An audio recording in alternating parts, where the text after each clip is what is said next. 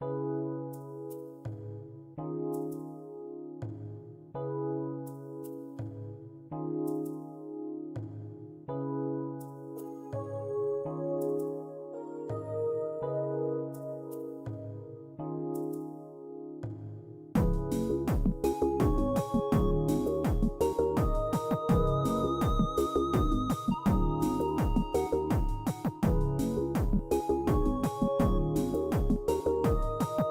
y'all, I have such a weird I'm in a weird emotional state right now where like I'm feeling kind of blue, but I'm also feeling really excited and hyper for no reason.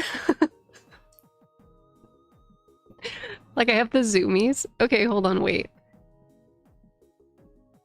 Hold on. Okay, so like I crawled out of my depression hole for the first time in like being sad faster. Yeah, 100%. 100%. I had I've been I don't know, there's like this weird midsummer depression. I don't know if you guys experience it, but it's when it gets really fucking hot and you can't go outdoors. And it's kind of like seasonal depression. It's like the same fucking thing because you're you're not going outside. Do you know what I mean? So it kind of is like seasonal depression. It's the AC malaise. Yeah, so I've been going through that really bad the past couple weeks. And then randomly I'm like, I'm gonna crawl out of it. I'm gonna crawl out of this. It's gonna be fine. I'm gonna win. I'll never lose. And then I went to the store and I decided to crawl out of my depression that I was going to tackle really complicated recipes. And it's been awesome. But also, holy shit.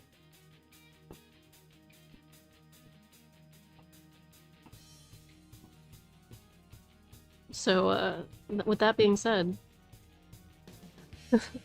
with that being said, give me 1 sec. I'm gonna go get more coffee. And we'll, zoom me around the Shadow Realm.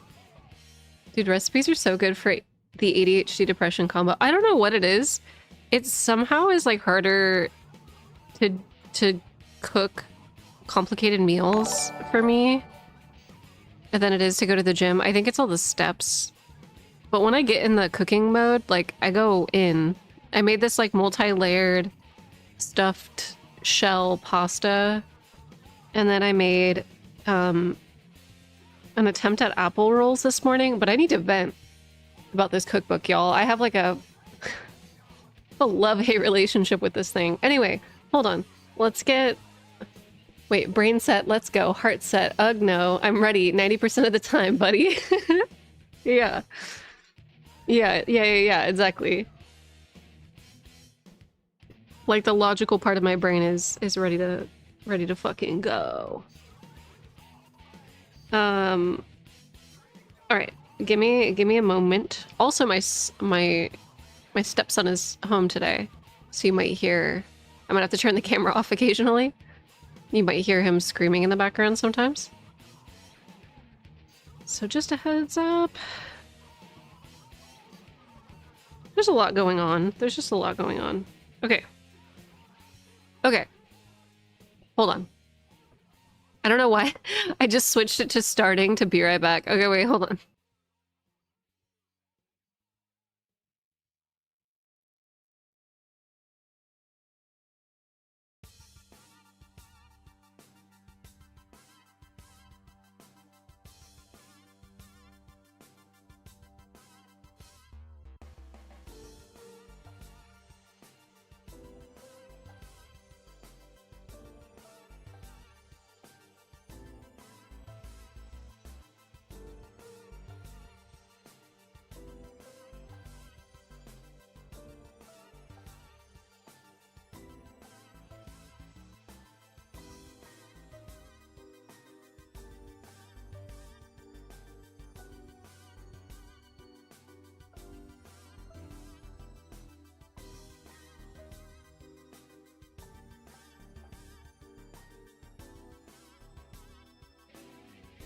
Hi, babies.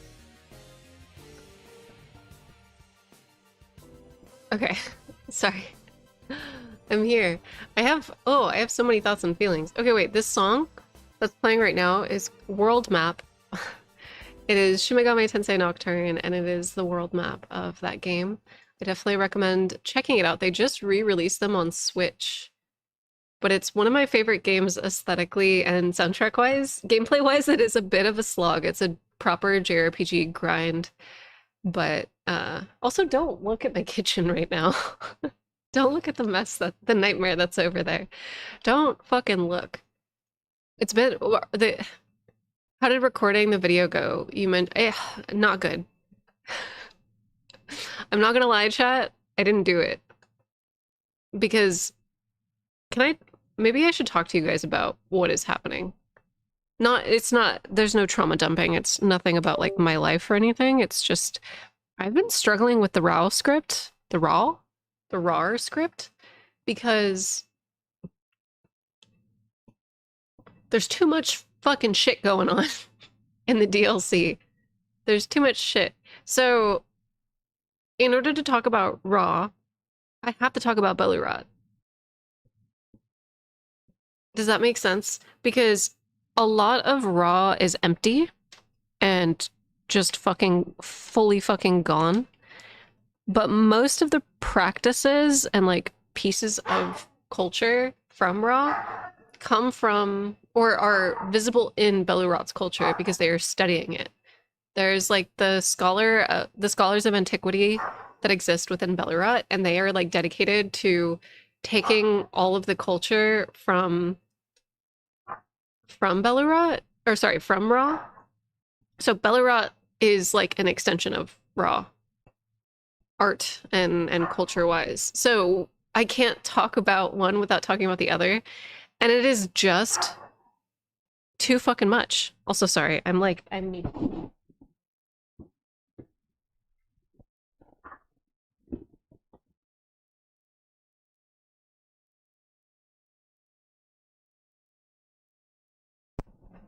simply don't know. We'll see. We shall see. Oh my god! Breebird raided us. We're under attack.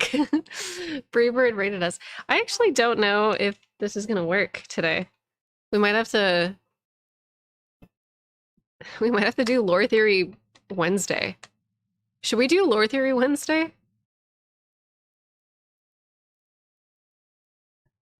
Okay, wait. I literally can't talk about one Elden Ring topic without talking about the whole thing. It's just all so much. Yeah, because everything influences everything else. Follow your heart. My heart says I want to play video games, but the Elgato capture card says fuck you. The Elgato capture card says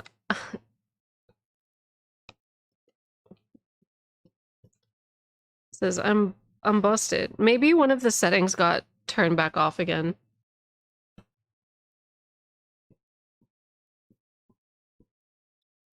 I somehow managed to sprain my ankle while asleep. I blame St. Trina. That's totally valid. Here, hold on. I'm just gonna do this while we sort this shit out. So you guys can stare at my messy ass apartment. See this? I left out this thing of tomato sauce. Hold on. Am I pointing at it? There it is. Okay, so let me rant to you guys really quick. Also, there's a couple things happening right now, and I'm struggling. So, and that's why hold on, let me fit check. Let me show you guys something really quick. This is my emotional state. Bleach hoodie. It's the hoodie with the bleach on it. It's the pajama pants that I've had since I was in high school.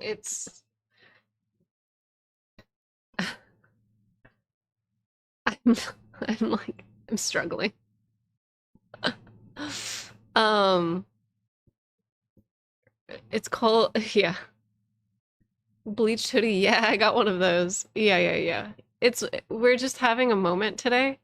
It's the middle school 2007 fit. It really is. Okay. Why isn't this working?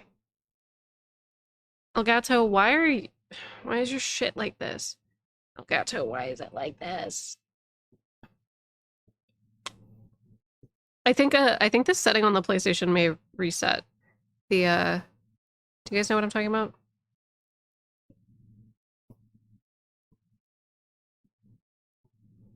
Or something. One. Okay. Hold on. I hate... Same issue as last time, perhaps? Yeah, that's what I'm thinking. That is so weird. If that is the case, that's really frustrating that my PlayStation keeps... Oh, the boys are... The boys are back. Hold on. One sec.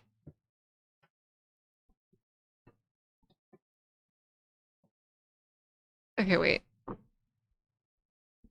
Sound storage system. Where is it? I forget. Ooh.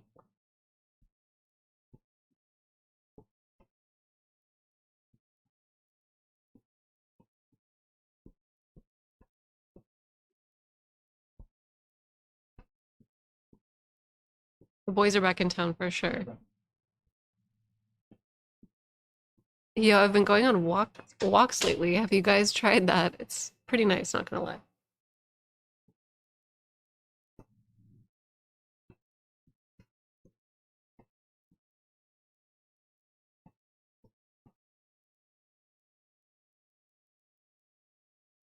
Oh.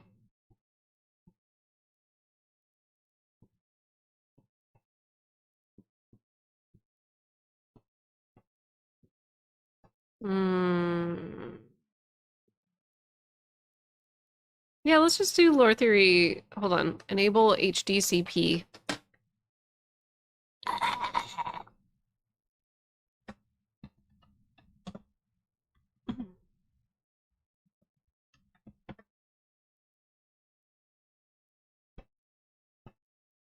Okay, wait.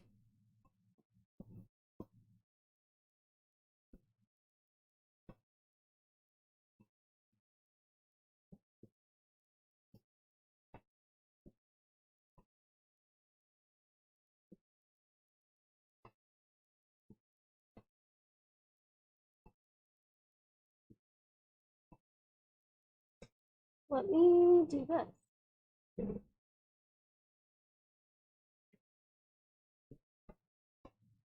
See if this helps.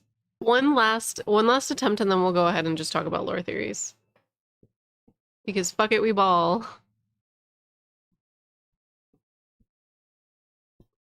Oh my god, I think I got it. Oh. Oh. Wait. Are we back?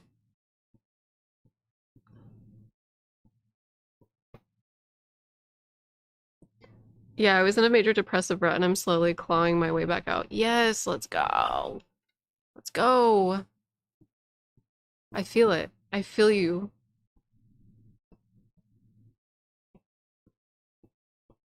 I'm clawing out with you. Okay, so things. Okay, wait. If you do Lore Theory Thursday, could you please talk about the Shadow Tree and what it actually is supposed to be? I still feel like I don't get it. Yes. Oh my god. You guys. We're so back. We did it.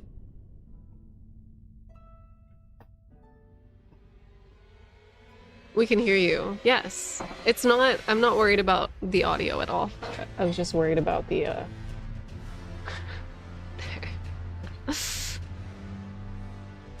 technical issues felled by the indomitable human spirit, yes. It's still a black screen. I will fight. I will fight into my last day. Bayle? Yeah. It's funny, I actually, I got a comment on the last stream that we did where somebody was like, the wording of this stream, like, oh, darn the human language, or like the English language. The wording of this stream is so unfortunate, as if like as if it wasn't intentional. As if it wasn't intentional. No, I meant what I said. Person on the internet. I meant what I said, okay? And I'm not taking it back. We're in this fucking dungeon. Oh my god, I forgot. We got lost in here. Oh no, no, you know what? We did find the boss, and the boss did light this character up. Okay, I remember. Bayle can be my bad dragon. Bayle, what's your thoughts about Siraj and the Stormlord after the DLC, the timeline of Godfrey's lordship keeps me up at night? So it definitely was... There's a lot. There's a lot to unpack. There is a lot to unpack. Because, okay, so like... At first I thought that all of the events in the Shadowlands happened first, and then Marika ran around the lands between like a psychopath. But I actually think it is a little bit like she left, and Stormlord stuff happened, and then some Fire Giant stuff happened, and then some Eternal City stuff happened, and then she came back. And then it just seems like there's a lot that... It seems like there's a lot going on that may be all over the place. And I think we can piece it together, but I think it's gonna be rough. They became a problem and she finally had to come back, maybe. Maybe. Like, I definitely think the Lands of Shadow separation and all of that happened quite early, but I would say it goes Stormlord. Okay, wait. So, Marika leaves the shaman village somehow? Maybe there's an attempt of assassination of Meteor and like the Newman get put underground? Maybe?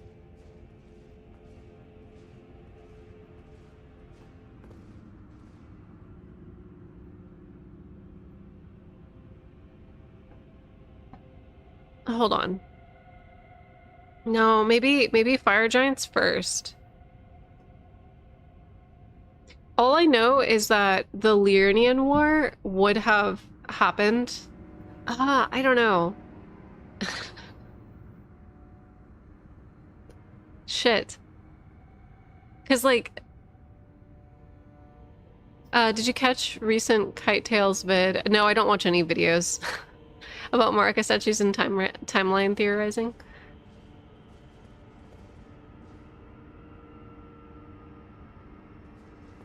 Yeah, Toby, I don't think that it's necessarily that the lands are magic. I just think it's that the lifespan of the gods spans like hundreds of years is the thing.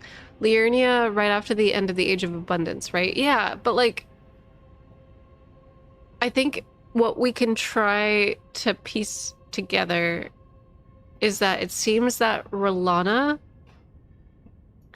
would have had to have fallen in love with / married Mesmer after the Liurnian Landel Concord, because Liurnia and Landel were not allies unless she like fully early on decided to... They're not married. Do you know what I mean? Not married, but like dating. They were roommates. And, like, it definitely doesn't seem like it was one-sided, because she left her shit up in his bedroom, you know? Her shit was in there. Yeah, it says Mesmer and Gaius were, like, older brothers to Radon. Yeah, so it would have had to have been... It would have had to have been after Radagon. Which I guess makes sense for... Okay, so I know we were talking about Mesmer and like his parental lineage. I do think that the timeline lends itself to him being born around the same time that Mikola and Melania were born, which makes sense because he... And Melina. It makes sense because they all have butterflies. But none of the other children have butterflies. It's all of Radagon and Marika's kids. R'hllana's shield implies that she joined Mesmer before Radagon banned Colosseum fights. So it would have been after the kids were born, but maybe... And like when Radagon rejoined with Marika, but maybe like before Golden Order fundamentalism became so widespread, maybe? But I think because of the fact that like all these gods and demigods live for hundreds of years, it feels like things have been lost to history or like lost to time, because they quite literally have. Because for mortals, Tarnished will have like lived and died. Oh, okay. Do you know what I mean? Oh my god. Where did I hear that idea that Mikola could have given Mesmer an update on things and that explaining Mesmer... Oh, I don't know. I'm pretty sure that Mesmer would have been privy to like Godfrey and like the Tarnished. Yeah, for sure makes sense. Because like technically Godfrey is kind of like the Allfather. There's a little bit of poetic Edda stuff happening with like our character's conception, you know? I hate these fucking guys. Like we're loosely related to Godfrey somehow.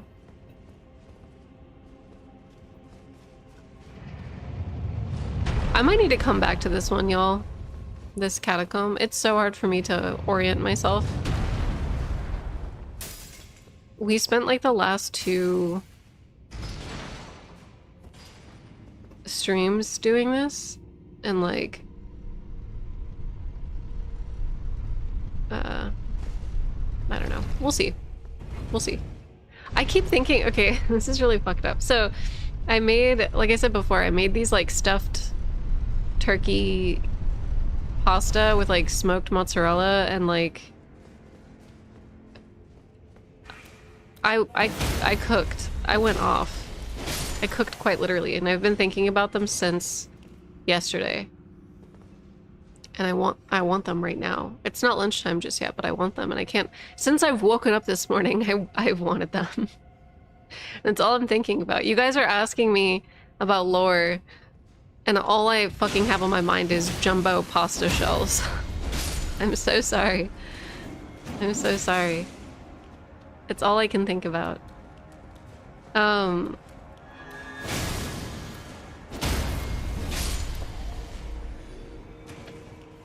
Understandable. Hey, oh my gosh, thank you so much.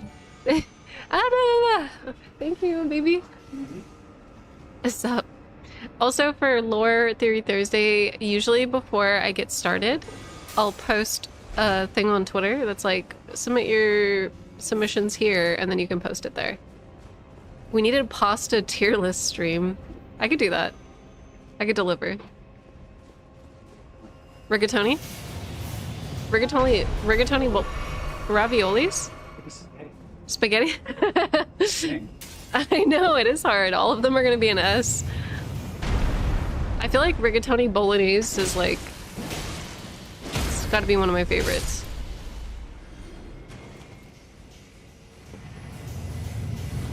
Stuffed shells, yeah.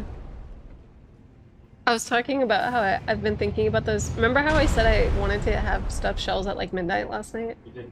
Yes. I've been thinking about them since last night into this morning. Yeah.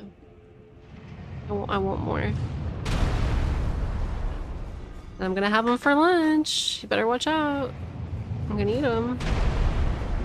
I know, I'm going to. I don't think I need to go this way, but I'm going this way anyway. I don't care. Why is the lion using a big lizard to breathe fire? Miyazaki...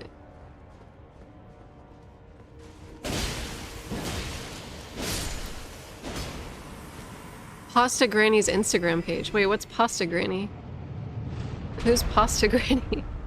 Oh, I'm about to die. I'm low-key sad we don't get Big Mouth Imp Head. Are you talking about the cannon? I thought we did. I thought we do get the cannon.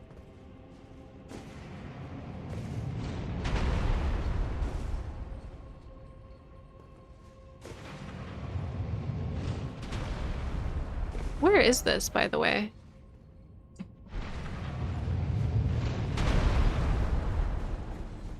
Pasta Grandam. Oh, the ash, not the head. You get the ash, not a helmet. Oh, okay. I'm tripping then. Ignore me. The cannon ash is such ass. Oh. I think I'm gonna leave here. I think the dungeon's won.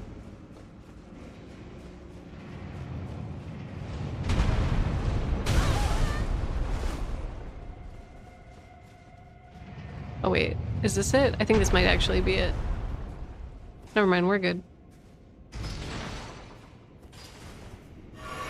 It's Italian nonnas sharing their pasta recipes. It's very cute. Okay, I'll definitely... So it's just pasta grandma? I will cook all of them. Okay, Angel... Are we doing... Are we doing a tier list? Angel hair is amazing.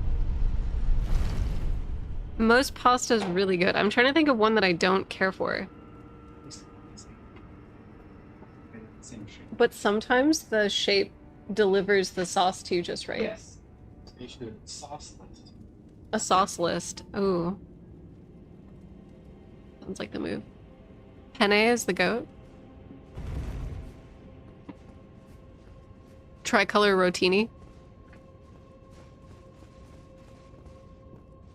Spaghetti can be kind of annoying to make. I love it, but it is kind of annoying. I also don't like how, after the first, like, cook, the sauce kind of dries out in it. Do you know what I mean? Like, it doesn't hold sauce very well. Like, unless your leftover spaghetti has, like, copious amounts of sauce. Sometimes you'll just get dry noodles. Also, I'm going into this fight with no healing. Let's go.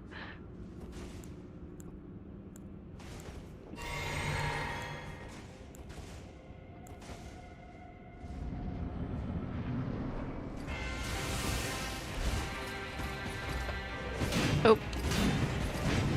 Nope. We get a steak of Marca though, so it'll be okay. We'll be back here. We'll be back. It's fine. Okay. We're good. We're good. We're good. Okay, so we're gonna parry this man, and that's gonna be the whole thing.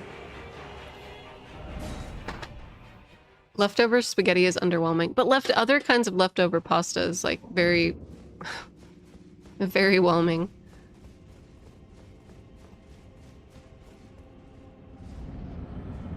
All I can think about is food.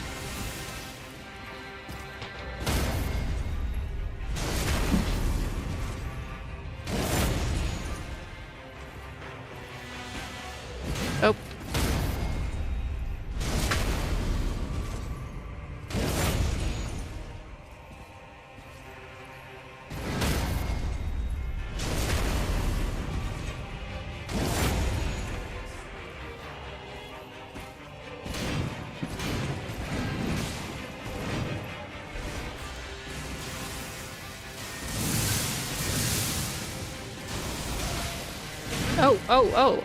Oops. Cooper, no. Cooper, no. Hey.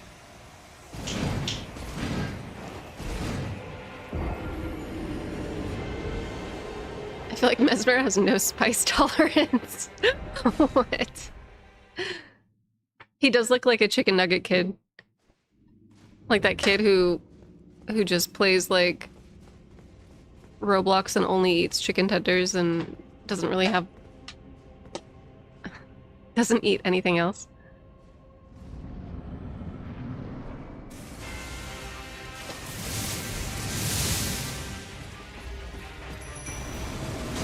Okay, he's just gonna... It's fine.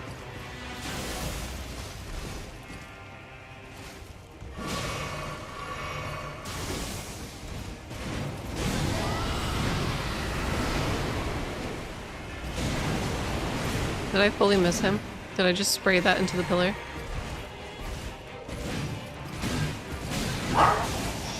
Shh.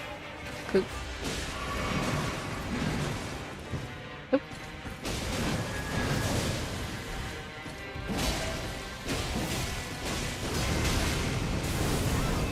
Oh, he did the thing.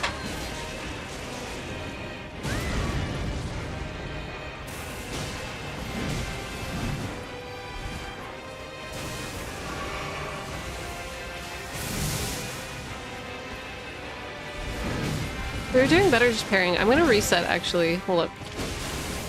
Resetting.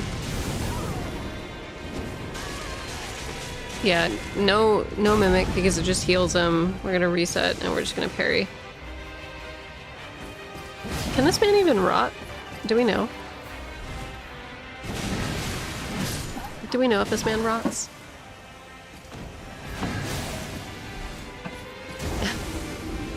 Great jar ravioli.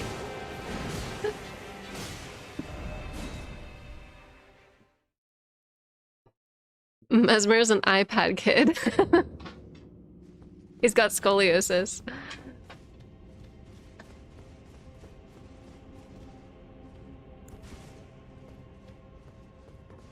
Given how late the separation... So photo loss, we were actually talking about how late the separation of the Shadowlands and the lands between are, because we thought it was way earlier, but we definitely think it's like post Liurnian War. So I think that these, it's weird. I think that the cadavers, the cadaver surrogates were all a part of like the main map. And they were spread around, and it just so happens that Stormvale happens to have one of them in it.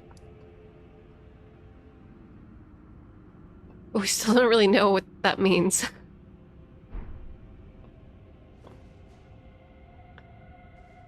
Okay.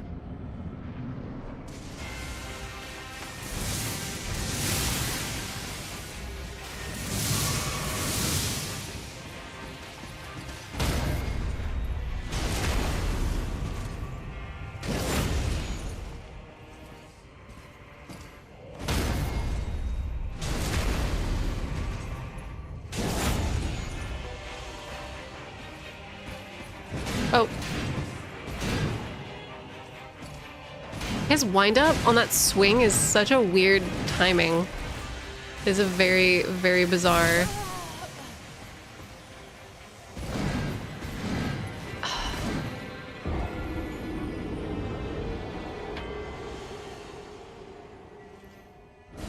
Does anyone else feel that way? Any tips on parrying like that? I'm kind of like fucking... Oh, sorry. I don't know. I'm kind of... Okay, cool. I'm kind of flubbing up the... Yeah, I can turn it off. Okay. I'm kind of flubbing up the timing on this, but that's because the timing on these guys are really weird. They're not quite as quick as a lot of late game bosses should be. Their windup is a little bit slow, but not as slow as like Morgott. You know?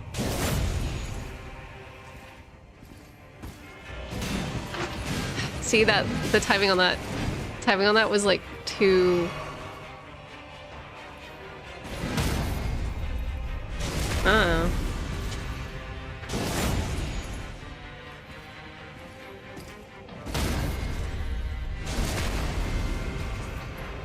See ya, church. Have a good one. Oh. Oh, no!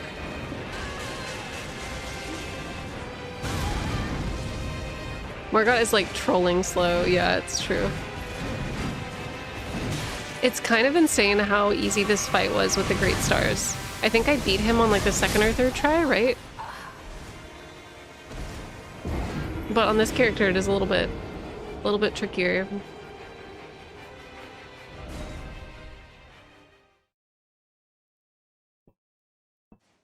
The Shadow Cape is so cool. I know, right? I wish we got that. This has some Dark Souls 1 kind of parry timings for sure. Yeah, absolutely. These guys actually kind of remind me of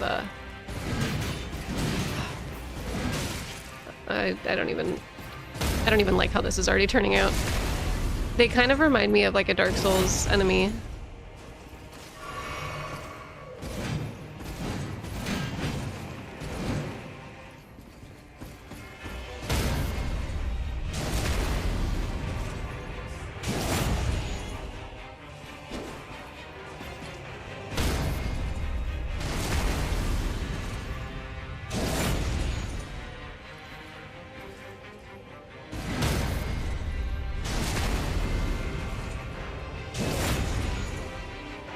They're very dark wraith coated.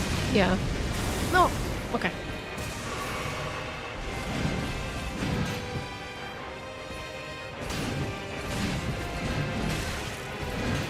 Okay.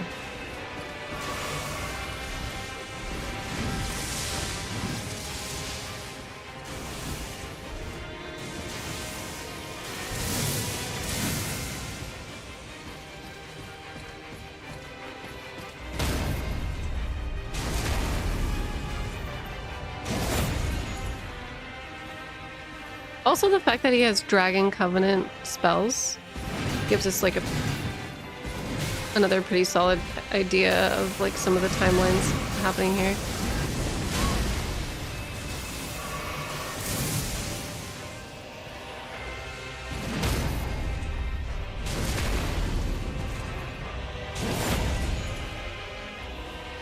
Oh, Koopy. Oh. Damn it. Cooper is like on one today. He's really barky today. Oh no, it's over. It's over. Alright, but we got like 50%, so that's good.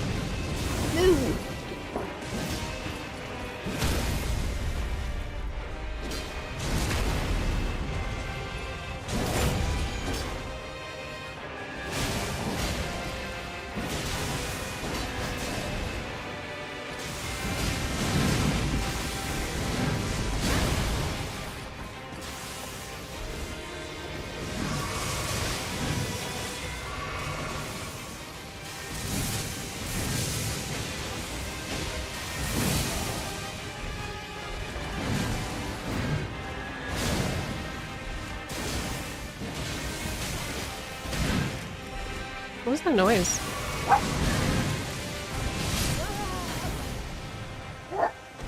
Cooper, hey. Sorry, it's a very busy day today.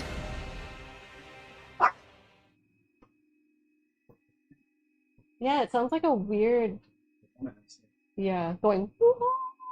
That is what happened. Oh, okay. Cooper. Cooper, hey. You hear the wailing? Do you hear the wailing upstairs? Do you want to come up?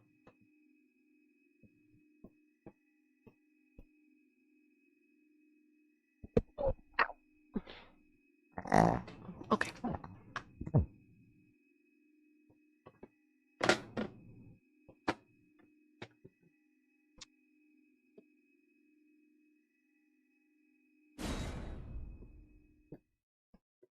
Almost though. Yeah, I feel like it's gonna be like this one or the next run. We got this.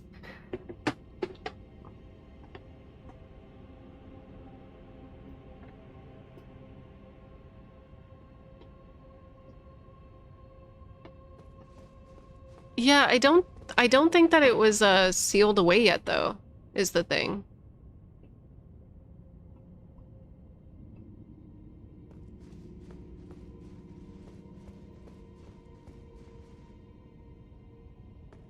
It's weird.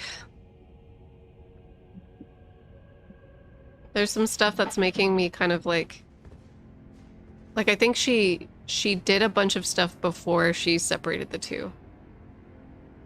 But it's kind of uncertain. I don't know. I'm still kind of grappling with whether or not it even matters.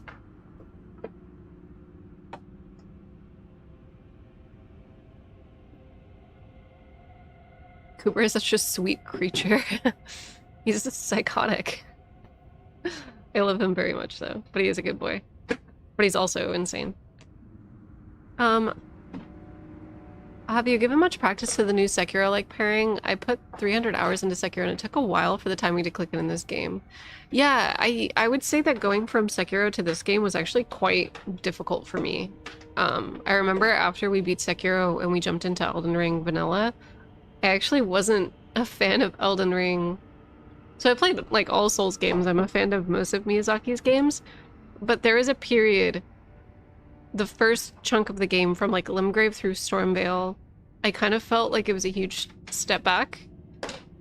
And it wasn't until I got later in the game and got more of the different kinds of magic unlocked and the different kinds of incantations that I started to feel like, oh, okay, I actually do really like this game. But going from Sekiro to this was rough. I think he means if you use the flask thingy. Oh no, not the new one. Not yet, no. But I will. I think I'm gonna do a full Dex character and kind of like crack into that.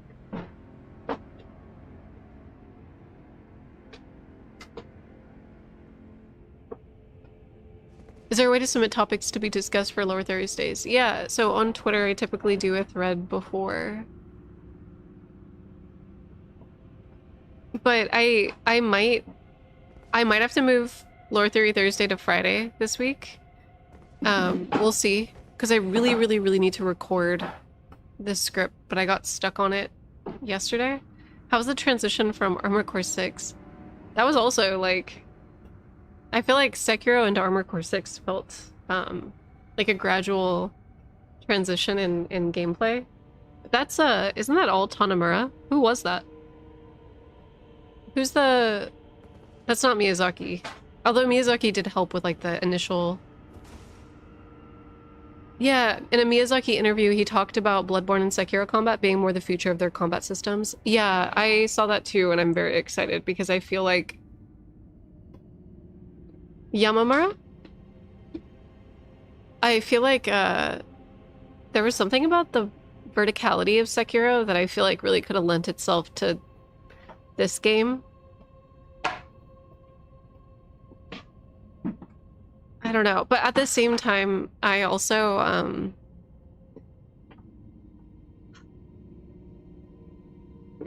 it's so much... It's way harder to see everything with vertical level design, I will say. Like Sekiro felt so overwhelming in terms of the open world nature of it, to where I felt like I missed a lot in that game. There's just so much stuff to climb on.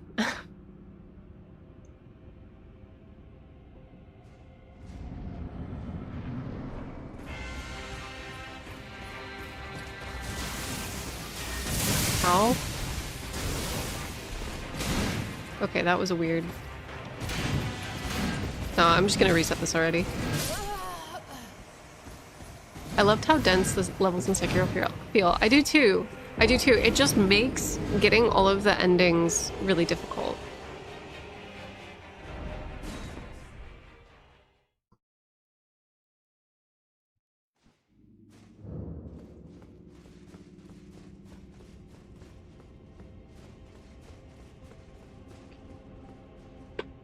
Hey, Cooper.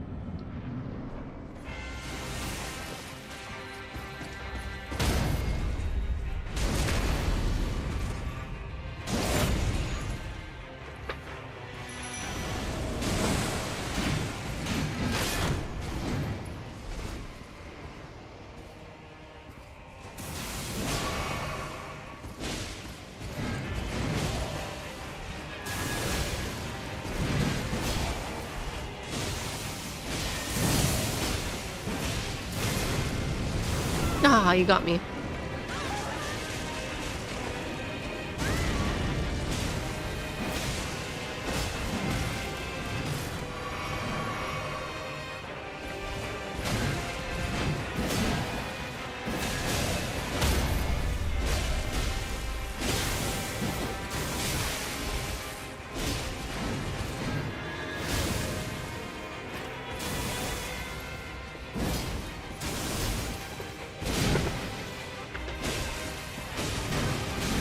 And being a dingus, I'm not even like... I'm just kind of flailing at this point.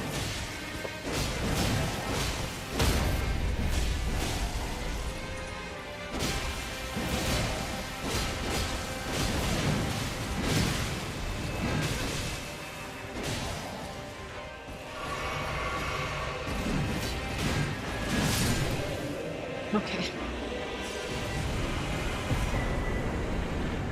Well, it's fine.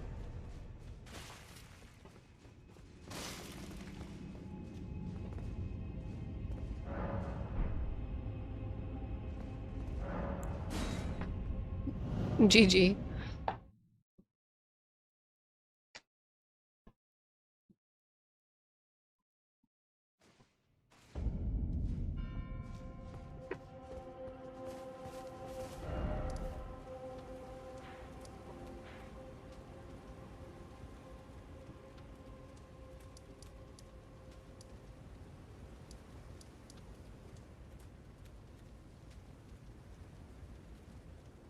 What time is it? 11:49?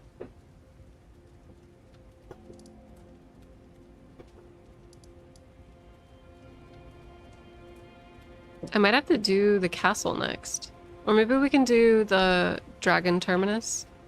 Let's do that, actually. That sounds more fun. I just realized I never fought the magma worm. That's in there.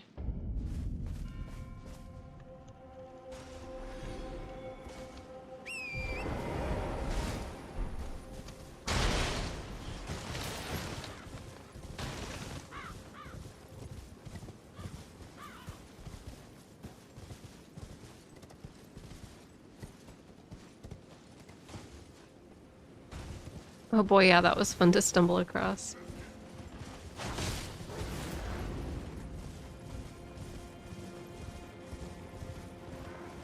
I'm excited to see what FromSoft works on next.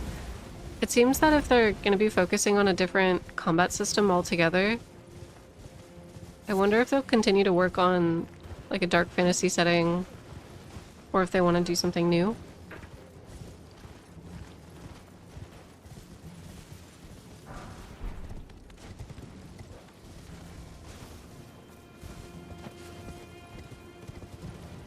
I want a survival horror from them.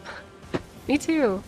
I think that these games almost feel borderline survival horror, but I feel like if they really lock into it in the same way that they did with Bloodborne, it would be really fun.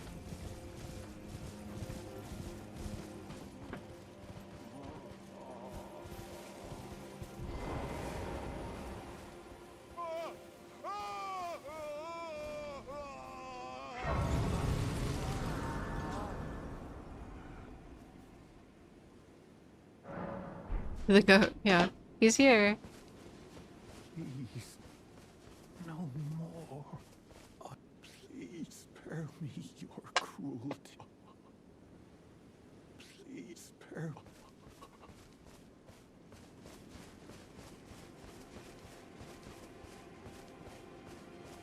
Yeah, I know Sekiro wasn't everybody's vibe, and I don't think they're gonna go pure Sekiro. But I do think the fact that they said both Sekiro and Bloodborne were the way forward, I think is... makes me feel pretty optimistic. I don't know, I just love it.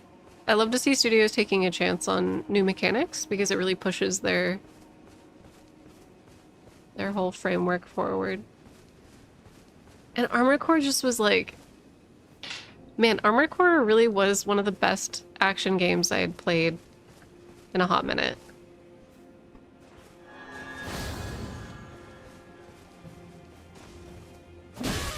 Oh. Okay. You know what? Fine, that's fair. That's totally fair.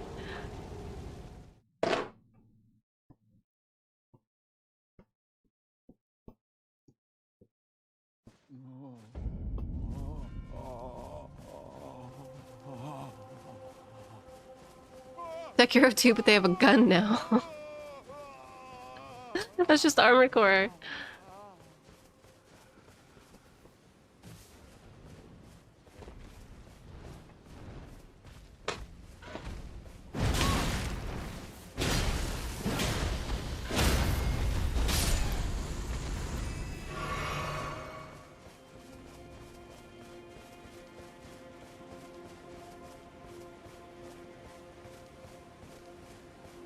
Huh? It looks good. Where are you gonna put all that stuff? In the closet? This is not something going Oh, okay. And nice.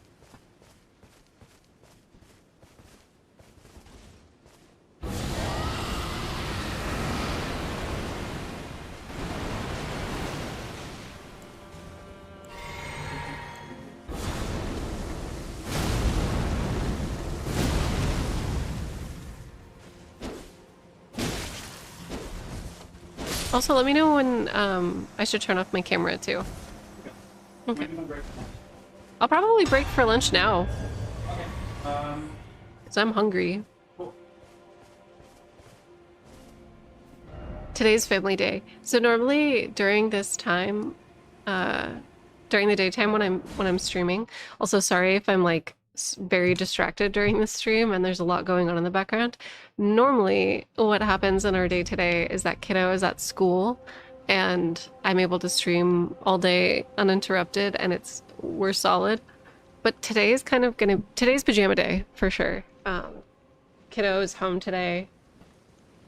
It's summertime. Everybody's being lazy. But also yesterday, so I never finished my thought, but yesterday I was supposed to record my video, and I'm having one of those moments where it's starting to overwhelm me a little bit with how many tangents I have to go on, that I think I might just do an unedited video and do like a long format ramble. It might be one of the 50-minute long videos, which I just need to get it out, I think, is the thing. But yeah, I don't know. We'll see. We'll see. With that being said, I'm going to take a little break. And I'm gonna eat. And I'm gonna get those. I'll show you guys on stream. I'll show you guys the pastas that I made. Cause fuck, I'll show you guys. But hold on.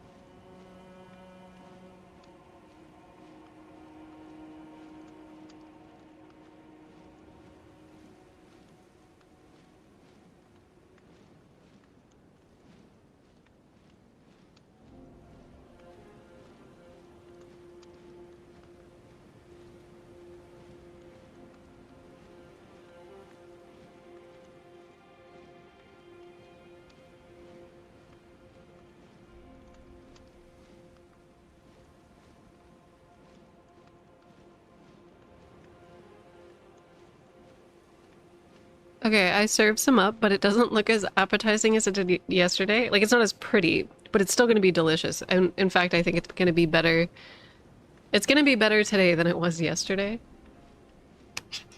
But it just looks like a lump of baked cheese. But this is where we're at. This is where we're at. Okay, I'm gonna eat now. All right, goodbye.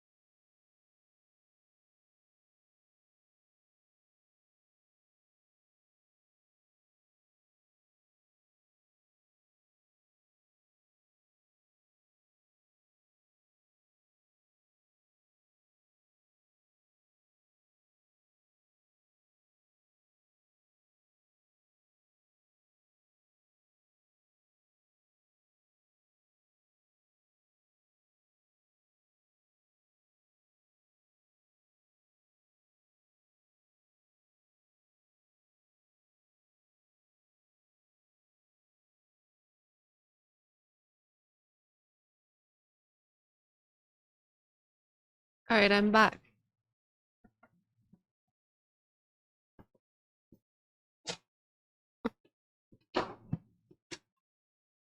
Ooh! Oh no! Not the Elgato. Not again.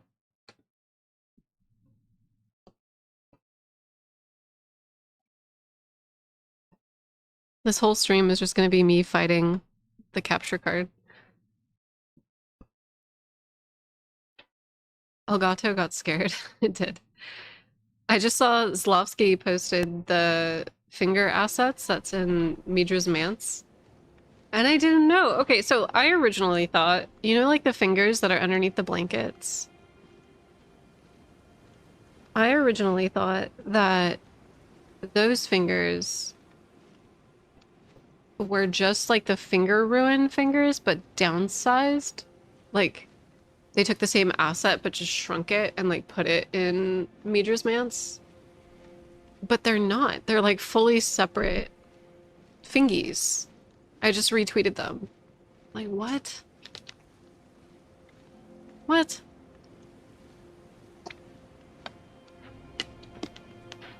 Are we thinking that Nanaya is the mother of the three fingers?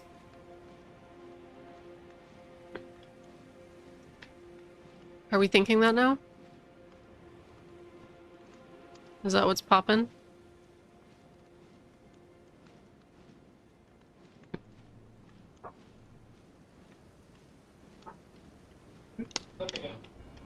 The fingers in Mance? Huh? let me show you, let me show you.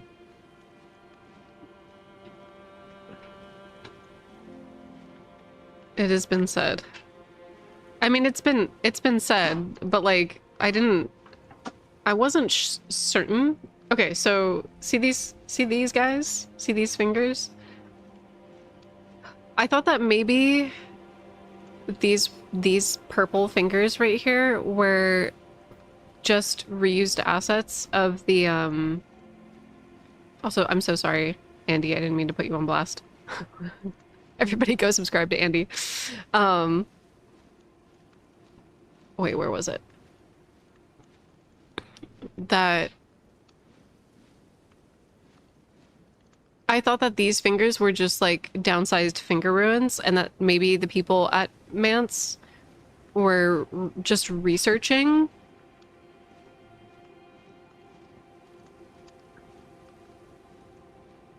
Like, they were just researching the finger ruins. But then when you actually look at the comparable models, they're different. Like, they're purple. It definitely looks like they're reused from the finger ruins, but they're just like retextured and they have a different color. The ones in the finger ruins are kind of like this black with like gold. This onyx with gold inlay. But these ones that are in Midra's Manse are just purple. It's really weird.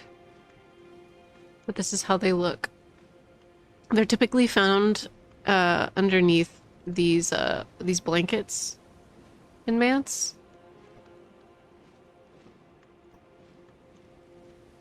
Fonts. Thinking Nanaya's pregnancy resulted in the torch. A lot of people are saying that, but it says that the torch is from the spine of a man from a village far away. So like a kind of, or like a land in another land, this man's spine, you know? And it's like a man's spine. It's not an infant spine. So it could be that like maybe her baby grew up and became a man. Maybe she was the mother of the first Lord of Frenzy or something. But I don't know. Shabriri's spine? I don't know.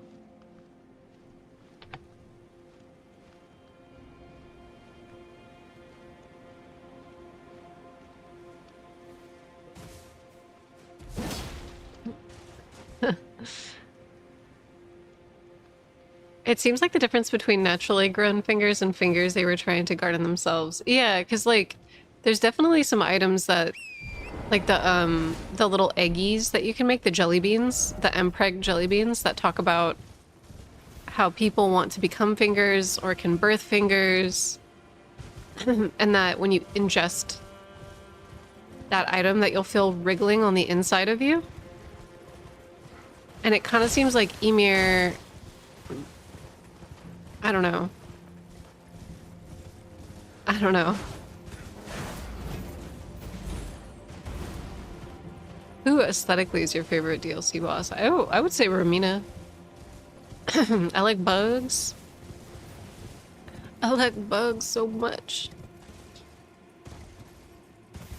You know, the you guys know what I'm talking about though, right? Empreg jelly beans. You guys know what I'm talking about, right? That item?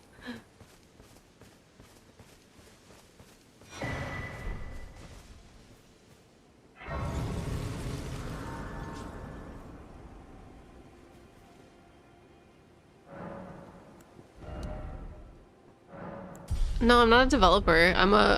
I've worked in UX research and design and in like narrative. So I do more like writing, production, and like designing around. I would say more I'm more in the designing realm.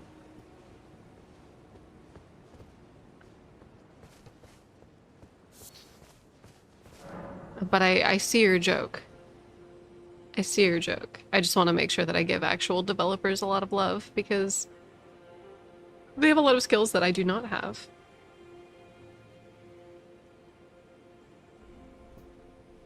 Yeah, that item raises all spell-esque attributes. Hmm. Oh, hello there. Are you the Tarnished? Lady Leda spoke of you, another Tarnished. Guided here by Mikola the Kind. My name is Teolia. I too am Tarnished, and here on kindly Mikola's account. So, well, here's to new beginnings, I suppose. Well, I'm not much good at anything is all. I'm as weak as a kitten and thick as two planks. I've always been this way, since the very day I was born. I'm afraid the only thing I'm proficient in is poison. Sorry.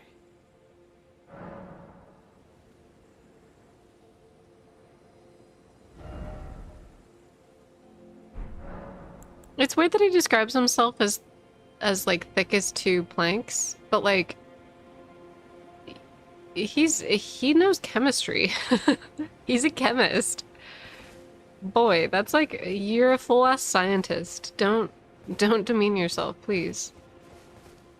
No self-deprecation here. I want to kiss his forehead. All he wants is a good night's sleep. I know, right? Kitten, thick as two planks. He's saying he's not strong. He's saying he's weak as a kitten and thick as two planks. Thick isn't thick like dense? Like dumb? Or do you mean thick as two very thin planks? Is that like a... It's British slang for dumb. Yeah, he's calling himself stupid. Yeah. Thick as two short planks means very dumb. Yeah, that's what I thought. That's what I thought. I think he means he's socially inept. Or is he thick?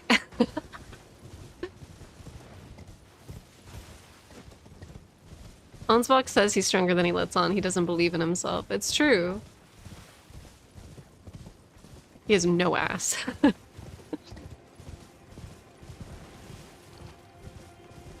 Trying to fall into eternal slumber, but the clatter of my planks keeps me awake.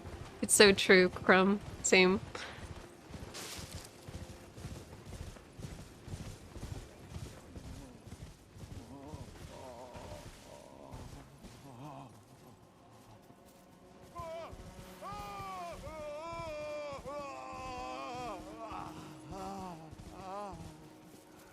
What's popping? Bayle! Oh, terror incarnate! There is life in me yet!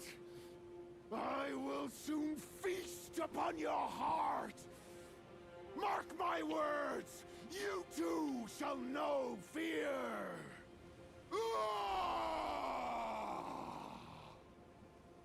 Yeah, it's okay, Ingon. Let it out, buddy.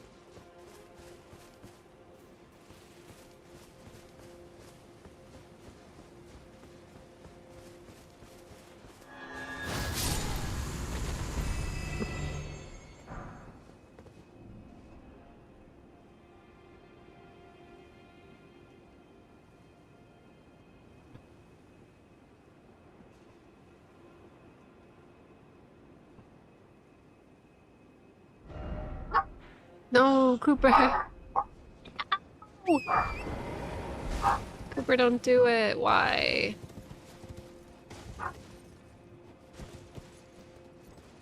Do you guys ever have days where you just feel really, really stupid? Is that normal? Is it normal on one day to be like a full-blown statistician and like,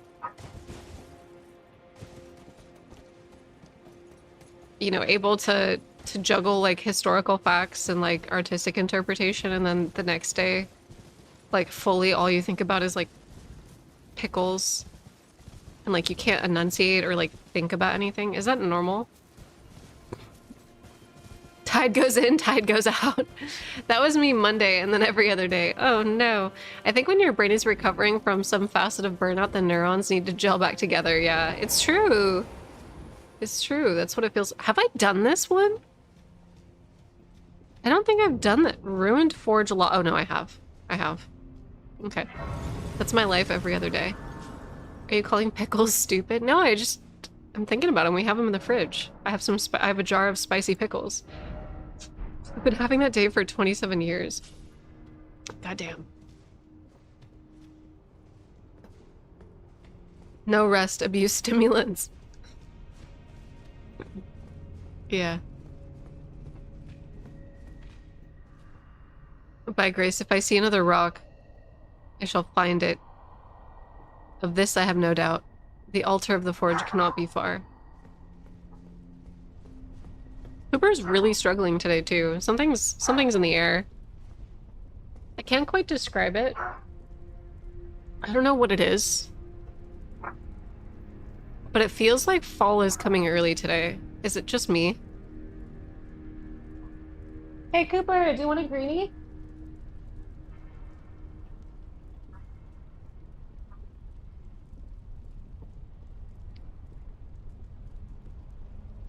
We were talking about the ghost movie when you did this last time. Wait, what?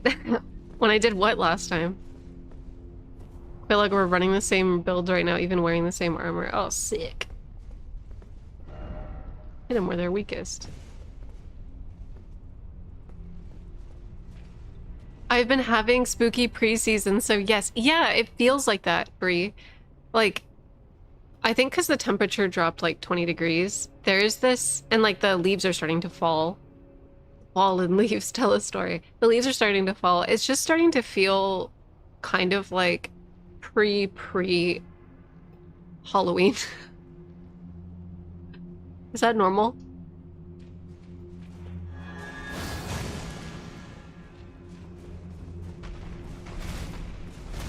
Can I parry these guys? Ow.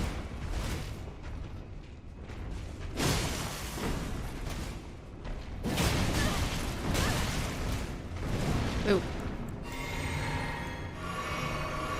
I forgot to equip the rest of my dragon heads. Hold up. Hold up.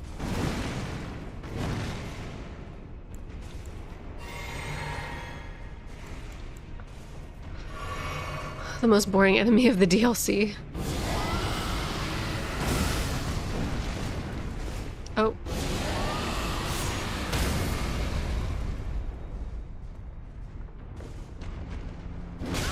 Okay.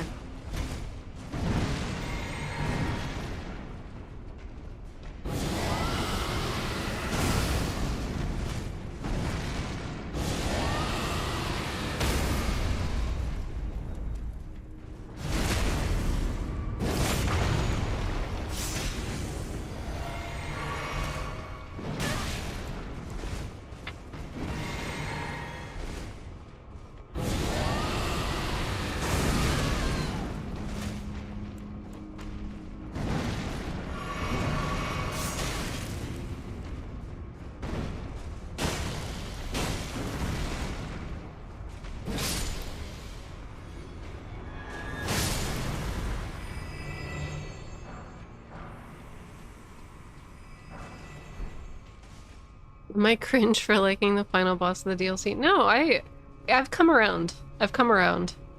I think a lot of us are mourning Godwin because I think we wanted that double whammy of like 2 demigods that we didn't get to physically meet in the DLC, you know what I mean? Like we got to see Godwin, but we didn't really get to meet Godwin.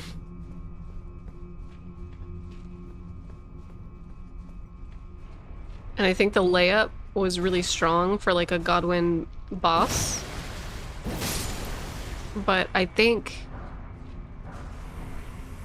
and this is just me, but Radahn being the end boss felt very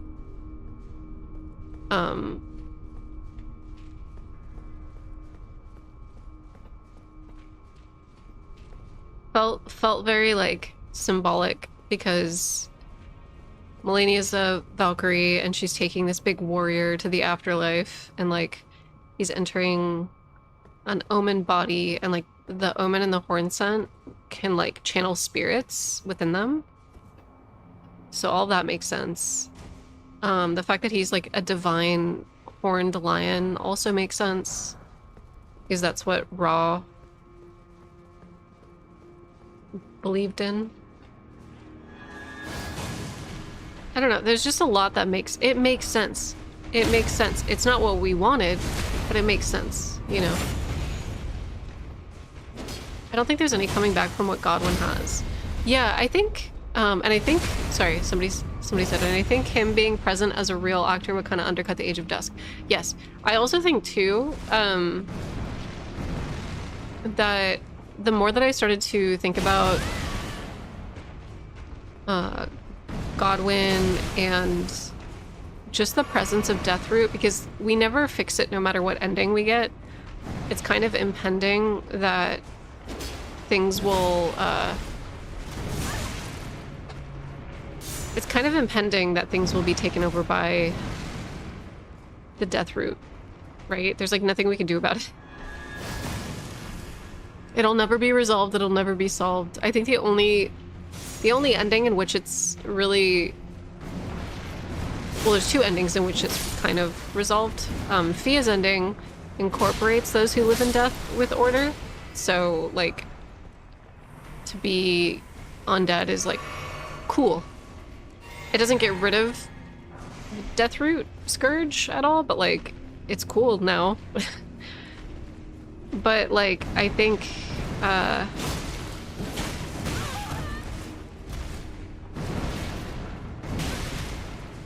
y'all, I'm too tired to be fighting these men. Like I'm eepy. I'm eepy right now. I'm in my pajamas. I'm so tired. I think that if you have a looming concept that can't be dealt with, that is like ever present, it kind of just reminds me about the fact that no matter what we resolve, you know, at some point our sun's gonna explode. You know what I mean? Like at some point our solar system's gonna collapse. Like it is what it is. I don't know. Duskborn ending is it is what it is. Entropy is mommy.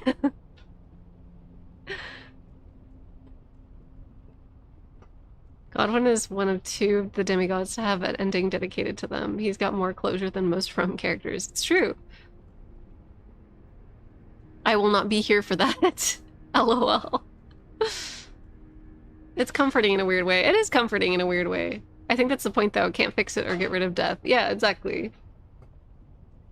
And so you just kind of like, I'm a Gold Mask stan, but like a part of accepting Gold Mask's ending is also just accepting the fact that Deathroot and those who live in death exist. And you're just kind of like, yeah.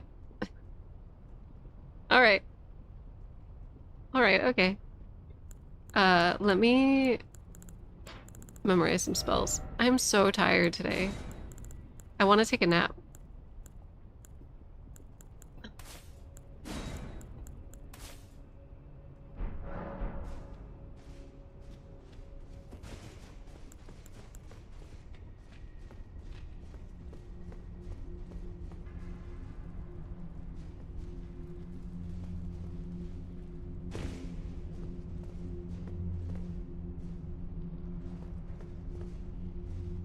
Mikla's consort should have been Godric. Stop.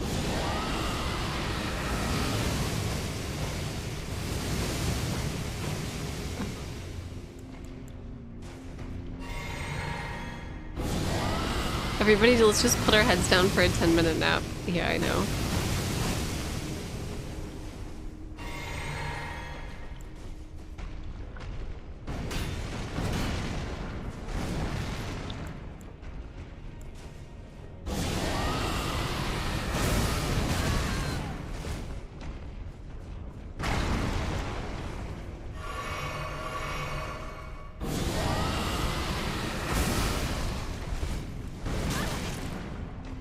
Their wind-up is really trolly, too.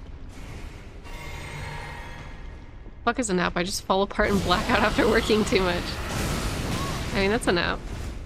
That's literally the definition of a nap, I think.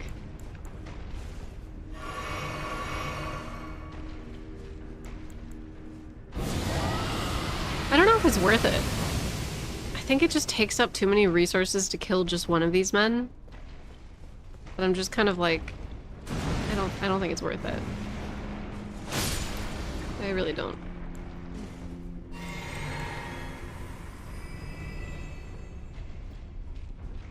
I simply will just leave.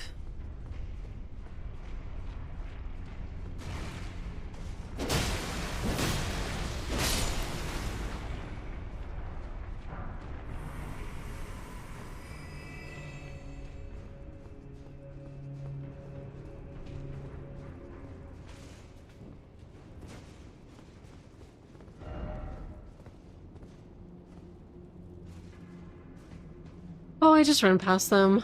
But I also think that they're adorable, and killing them makes me feel bad. I can relate.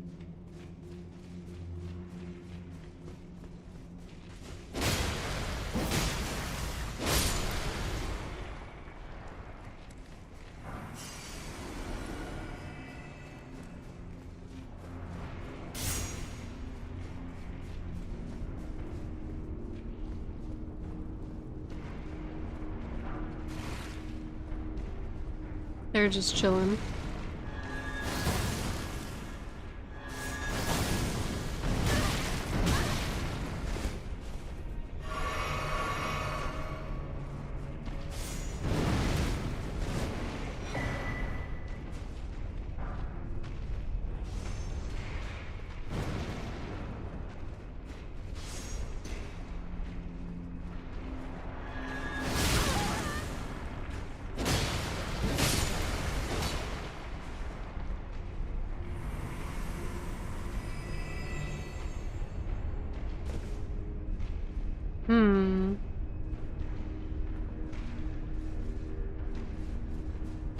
Oh.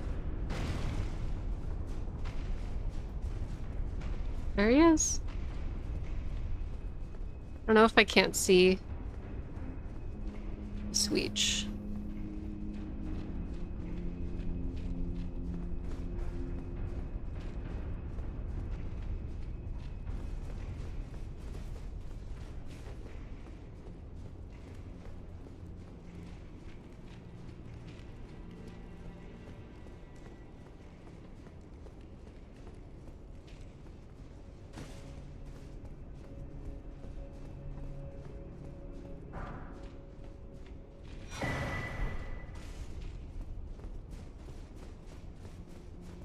Can he climb the ladder, LMAO? I don't know.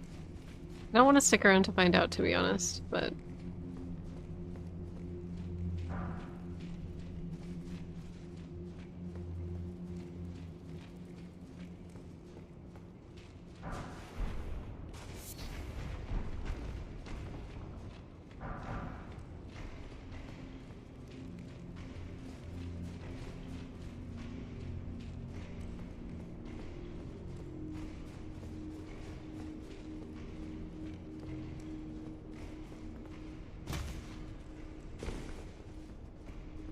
For whatever reason, it seems like a god consort to Boulder. Yeah. Yeah.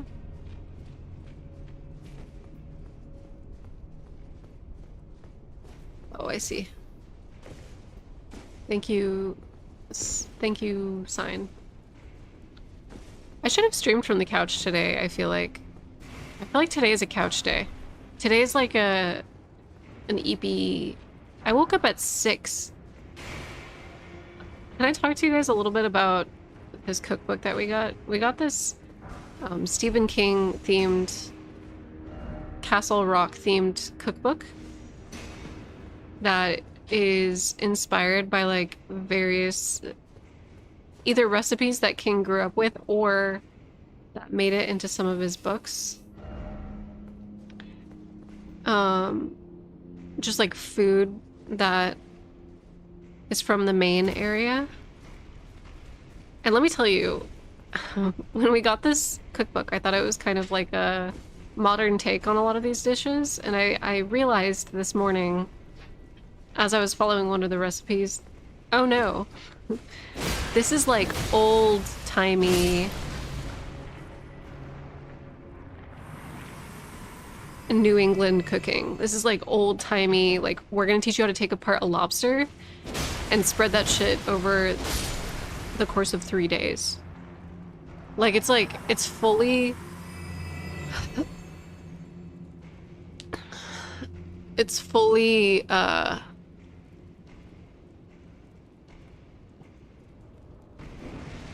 fully like learn how to make like stews and like 5-course meals that take like 3 days to. Yeah, it's Great Depression era food. 100%. It is Great Depression era Maine food.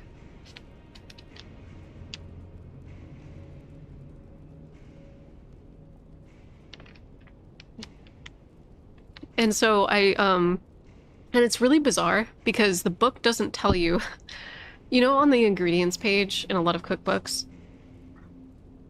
it will say how long the prep time is and like how long the cook time is and, you know, all that other stuff. So they don't do that in this cookbook and you have to just stumble across it somewhere.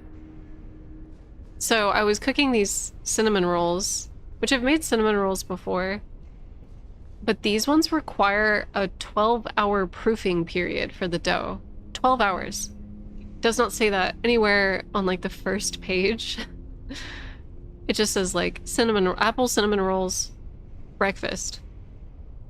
Oh, it's written like an old cookbook, just bare bones. Yeah, it is like you will be 3/4 of the way through combining all the ingredients and doing the whole thing until you hit a point that is like, now wait for 12 hours.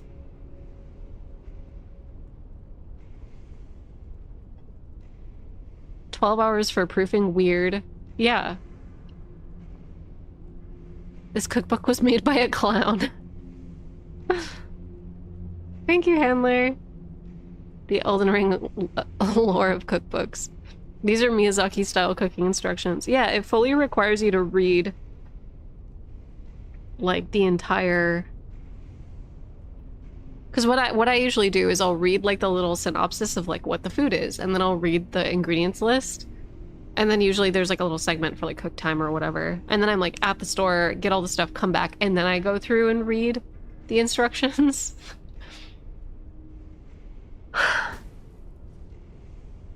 Yeah, this book was fully like, this one you fully have to deep dive and really sit with all the instructions for several days and process how you're even gonna like incorporate them into your day-to-day. Because there is this one there is definitely this one recipe that is going to be like if I do it, it's going to be like a 3-day endeavor.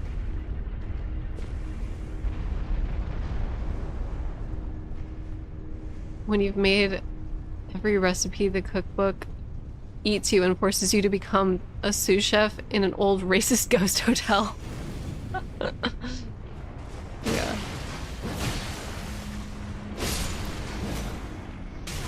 Ow.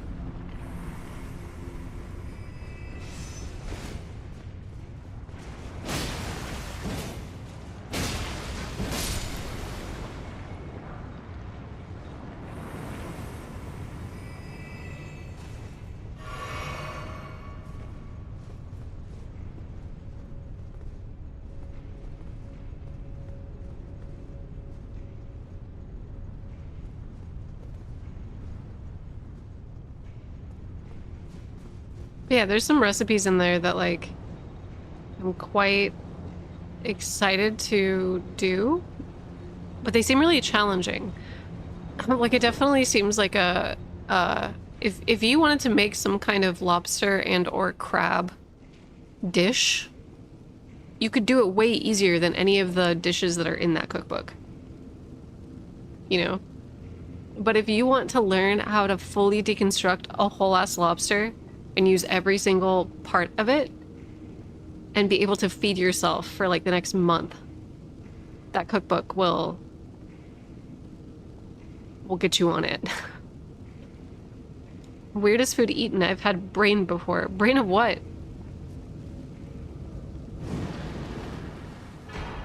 Anvil hammer, dragon smithing stone. Yippee! Okay, I'm gonna go back. I know that I could leave here, but... Welcome, old-timey cookbooks. Yeah. Pig. Oh, pig brain. Whoop. I would say... Hopefully not brain of cow, yeah. I would say, I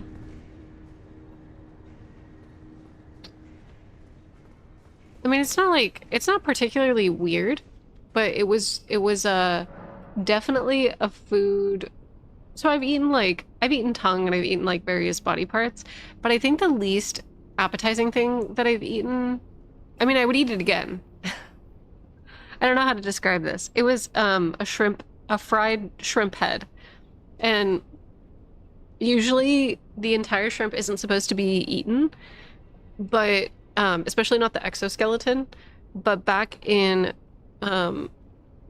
like during certain eras of Japan, and then also a lot of Japanese American communities during like a lot of really like impoverished time periods would eat the entire shrimp. And you would eat, it's like a big shrimp. It's like a pretty big size. But it's not the tail, it's like the head. And usually the head is removed. And it wasn't bad, it just kind of tasted like you were eating something that was not meant to be eaten. Like it kind of just tastes like you're eating like a candy wrapper or something. Like your brain, while you're chewing on it, your brain is like, I'm probably not going to get any nutritional value out of this, but I can see why people would eat it during times of like hardship. You just eat what you can, you know?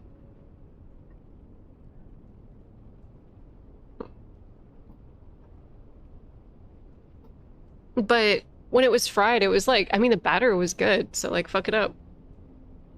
Like, if you dump some plastic, because it kind of just tasted like chewing on like plastic or chewing on something hard, and like, it was very tough and hard to chew through. But, it kind of just tasted like if you were to deep fry plastic, and it's like, if you put any kind of delicious batter on the outside of something, I will eat it. You know? I'll eat it.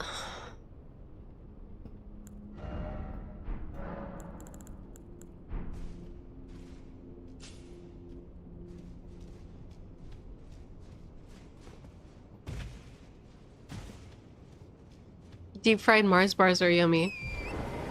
Deep fried Oreos are yummy, shit.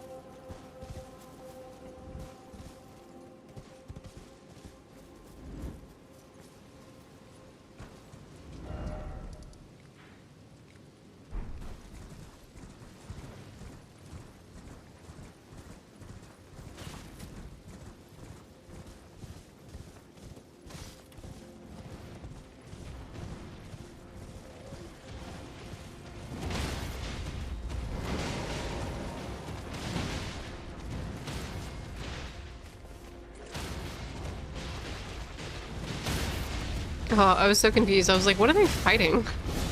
Men.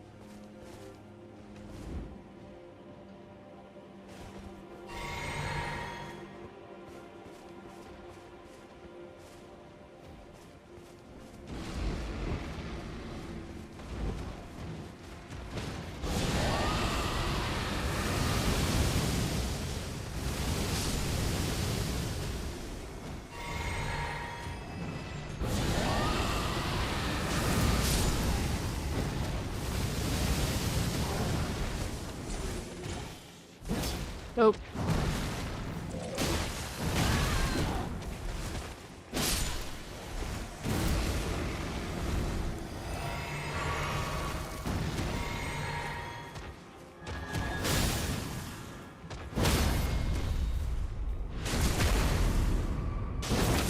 What creature from Elden Ring do you think would taste the best?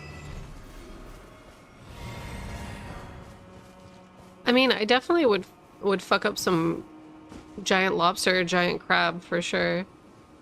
I'm like a shellfish seafood person. Like this frenzied deer.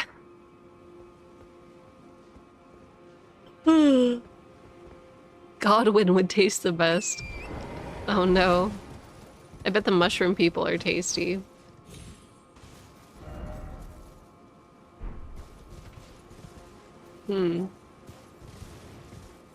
Big Cooper snore.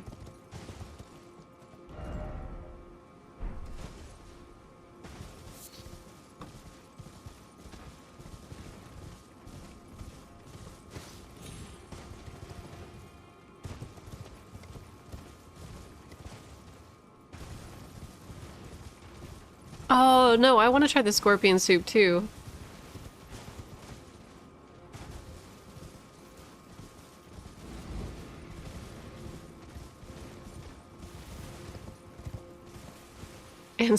Ancestor spirit, spooky venison.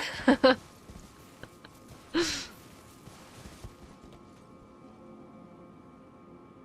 would just be like wet meat, water meat. I kind of want to chew on some rocks. Give me the imps.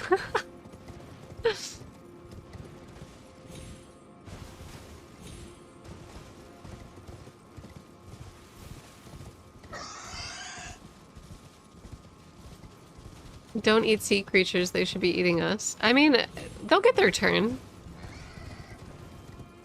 They'll scratch my back, I'll scratch theirs. Someday. Someday the worms and the mushrooms will get me. And the bottom feeders.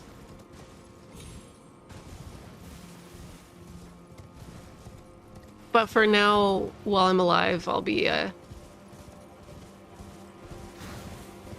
eating some... We solved it. From's next game should be Dungeon Meshy. Oh, I would love that so much if they made a Dungeon Meshy game. Nobody say jar innards. No, I can't handle that. Anything that's like...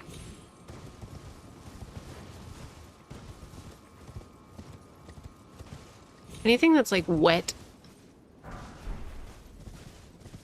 Like that. I can't hang.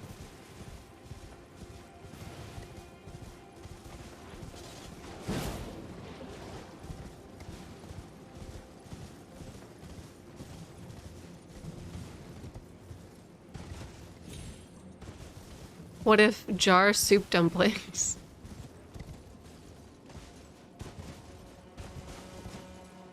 Now we're just getting creative with cannibalism on here, and I don't know if that's against TOS.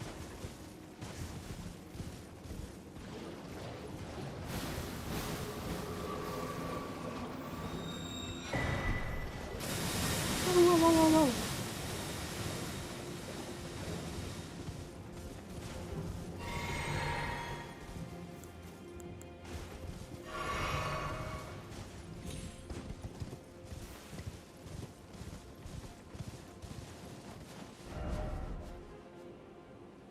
Where was it that I went down here via this? Okay.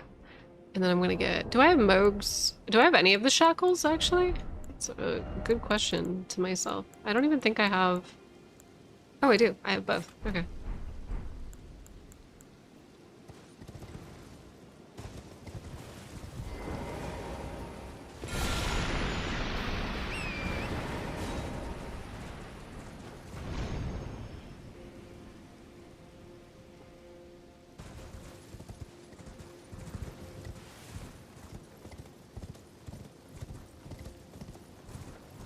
Festive grease equals funfetti frosting.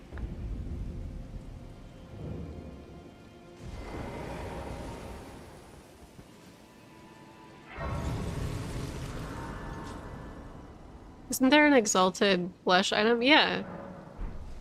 It's the, isn't it this one? Temporarily boost its carnivorous beast stuff. Okay, sorry. I'm so sleepy. What the hell? What the hell? Okay.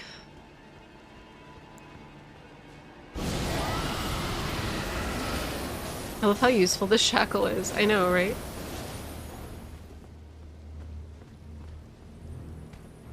Oh.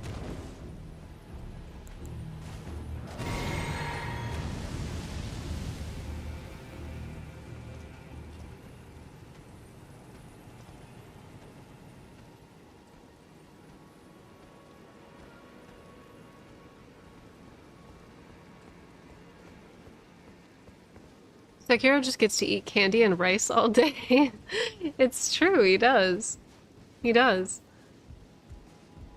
I have a question about the jars. Why are they needed in this world? To the point where Mark is repurposing them. Am I missing the point of them? So the jars and like people's bodies are used to create the giant trees and like the structure of the world. Think of it, okay, so think of it as like symbolism. I've talked about this before, but think of taking a bunch of people and mushing them together into blob as symbolism for like the zeitgeist of the world, like the social attitudes at the time. It requires a whole group of people that are a part of a nation or a culture or whatever to be able to like shape the reality of their social attitudes, their political systems, their practices, their beliefs. And mushing people into jars to feed the world trees. And like the world trees, if you think about what the trees do functionally, is the Ur tree houses the Elden Stars. And the Elden Stars is the Elden Ring. And the Elden Ring is a bunch of symbols which are the laws of reality. So in order for the lights to stay on, the tree needs to get fed. Social attitudes, it's like an input-output thing. We're all just in there.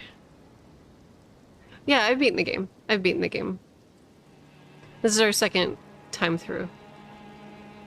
We can talk about big spoilers. I might not get super into like the lore chat today. I'm feeling so sleepy. I kind of wish I did a Bloodborne stream today. If you know, you know. If you know, you know. Like fully in bed with my beanie on.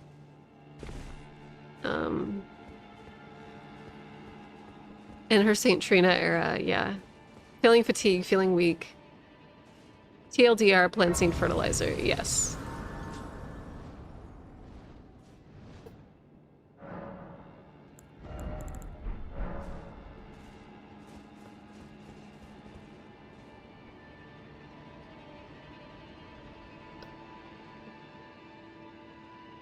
If none of this is written in the game,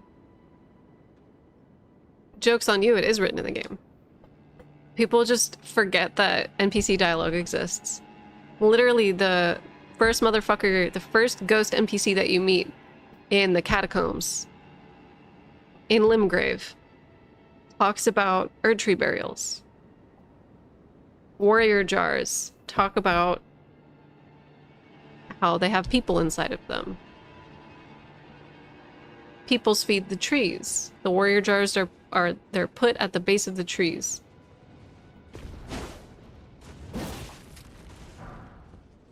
It ain't that hard. 1 + 1 + 1 + 1 equals lore. Yeah.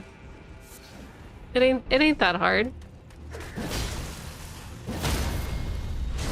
People just don't like, you have to remember every single thing you ever looked at or read in this game.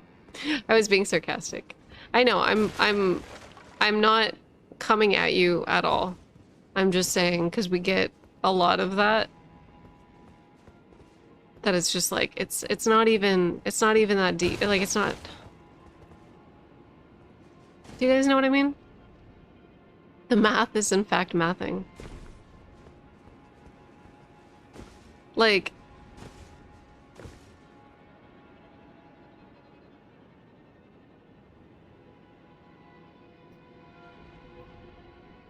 You can come in and be sarcastic, but the point is still the point.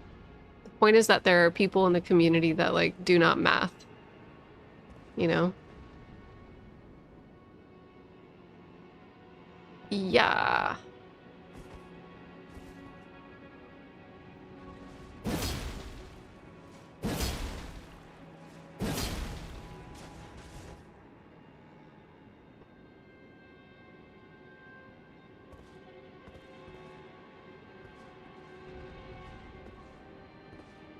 To be fair, math is hard.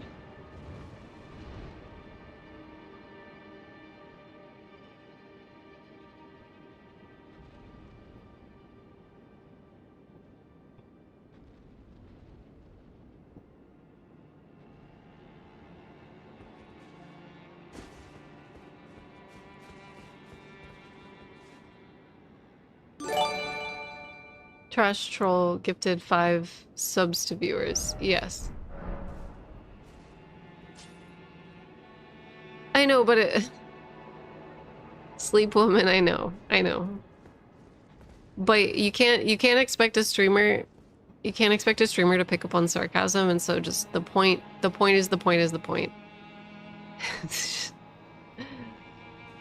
We got 300 people in here talking at me. I don't know who they are. I couldn't tell you.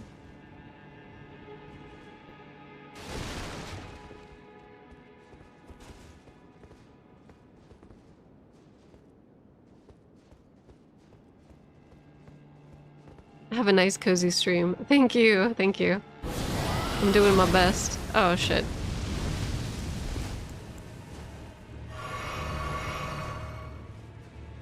Bayle kind of looks like how cats and dogs and ducks look when they're nodding off.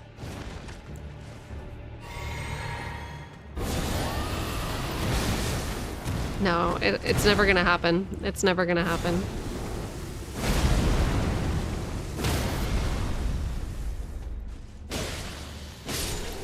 Okay, there we go.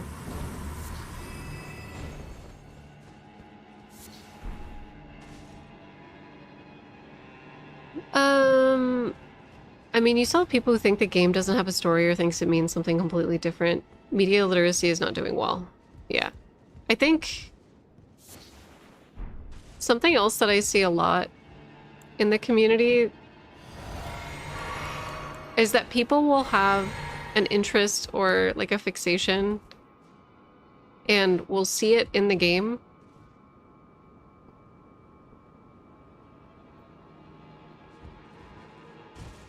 Like sometimes people will compare, like I think that the comparison that Elden Ring is a commentary on like American society.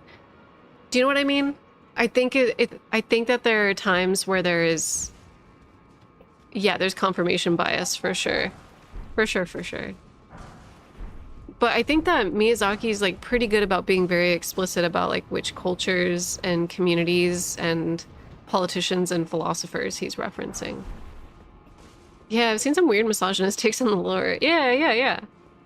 That too. Like there's just some random things.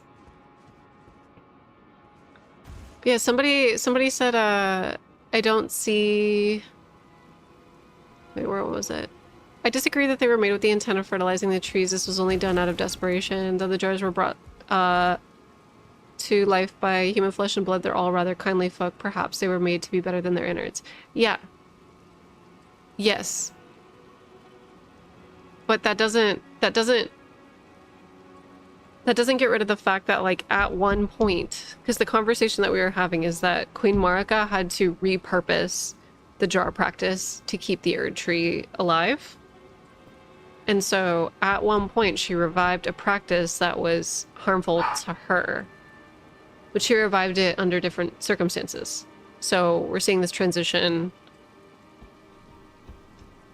you know, from one thing to another. Okay, wait. Oh, I had someone say the American thing to me and I painstakingly had to explain how it wasn't us specific, but more about imperialism. Yeah, exactly. Like, I don't know how to describe it. It's like, this can apply to American society, but it's not about American society. It's about our roots. You know, it's about our roots as, like, a society that had Abrahamic roots and were colonizers.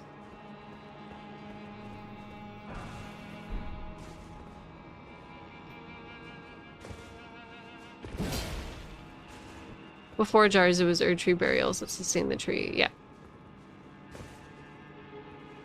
There was burials, and then they needed more juice.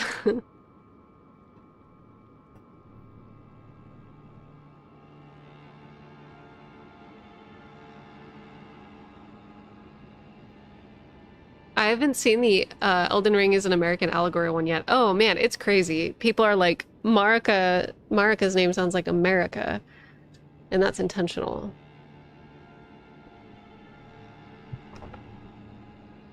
Marika really said juice him up. Yeah.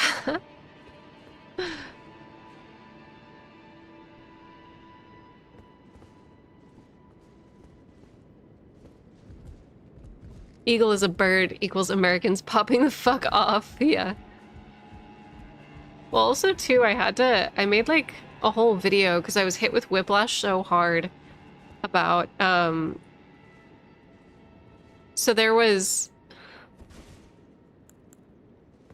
somebody that submitted a Lore Theory Thursday.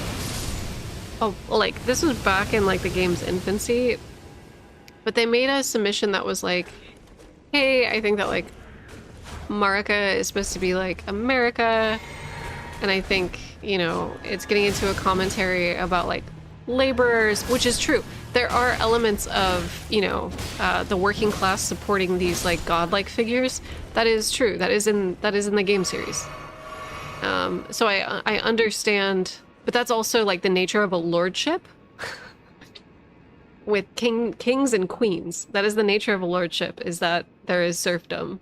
You know, like, it's not, I do think that, like, obviously Miyazaki and Co have, like, criticized capitalism specifically in Armored Core, but, like, it's very obvious what kind of economic and political system is happening in the Soulsborne games.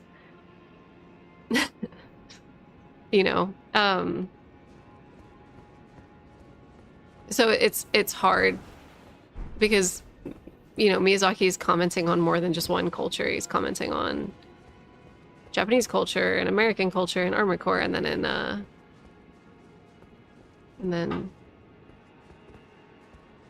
Rome and Elden Ring.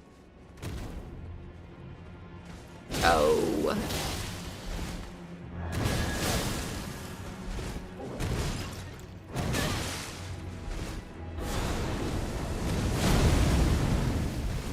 Oh, whoa, whoa, whoa, whoa, whoa, I got the wrong flask. Oh, whoa, whoa. Yeah.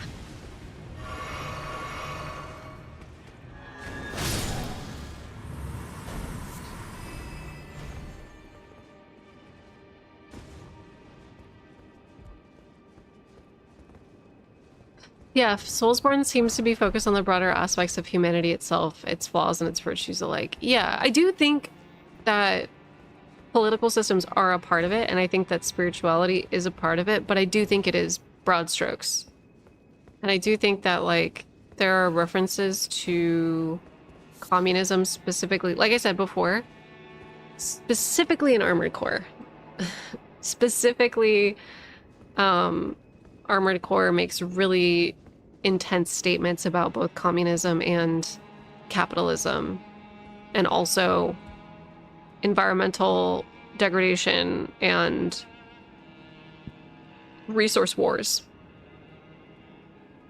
It's like a dystopian future focusing on weapon trade and like feudal I can't think of it. Feudal techno-feudalism. Thank you. Thank you, brain, for working. But yeah.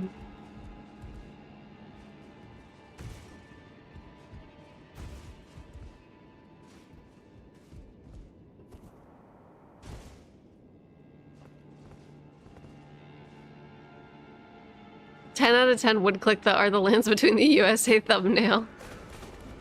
Oh no.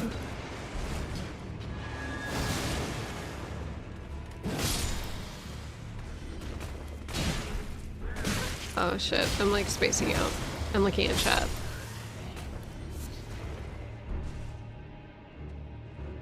I'm hungry again already.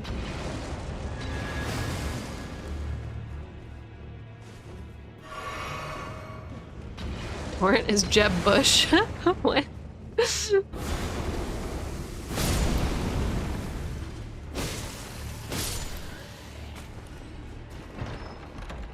Elden Ring is based in world history. America in our modern concept wouldn't exist in the time periods the game is aiming at representing.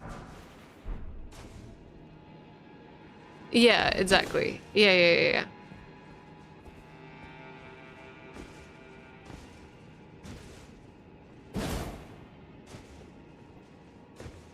What's up, Jen? Good luck on your video. Don't forget your charm of immunity +3. I don't know. I couldn't tell you what I got going on in here. Why do I need it? I don't even remember. I need a blanket, you guys. The USA always thinks of the main character, dude. I know. That's what I'm criticizing. That's what I'm saying. Is confirmation bias. A lot of people will like see something they really like and will be like, ah, this is what Soulsborne is. And it's like, that's not quite accurate. AC is post-capitalism, much like the first BioShock, and ran taken all the way to the end. Yes. But also, it's like,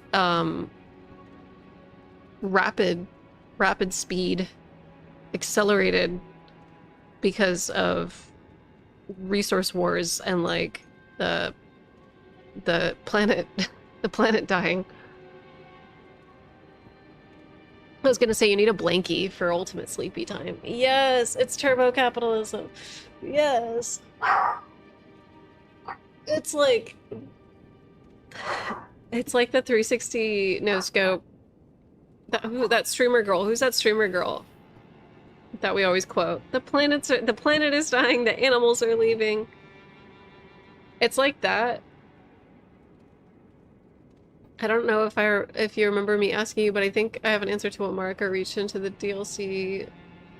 What do you think of a Godskin serpent being killed by Marika? So that's been submitted as a video via bury me. That was submitted in a video by Tim Diggity. Shout out Tim Diggity, who championed and started the giant snake theory.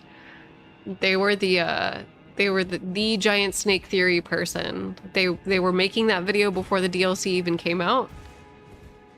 They're like fully that big thing that Marika reaches into is a giant ass snake corpse.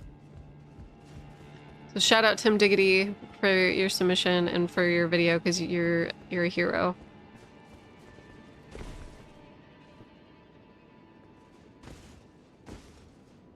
He was seeing the future. What the fuck? I don't have an opinion, to be honest, either which way. I don't have thoughts or feelings. I think Queen Marika won in terms of obfuscating the past from us. I think there are going to be ways that we're going to be able to piece things together, but I think that there are going to be things that we simply just never fucking know. Where's the snake corpse now? I think that a lot of people think it might be related to the snake skin shed that's in I mean, how did Rykard get Eagle, you know? Was Eagle originally Marika's or like Radagon's? How did he meet Eagle? What what? I'm gonna write George R. R. Martin and ask him about the lore. Eagle is framed, obviously, yeah. I wonder what it's like to be Queen Marika, seeing the technological and engineering developments across the millennia. I know, right? It's crazy.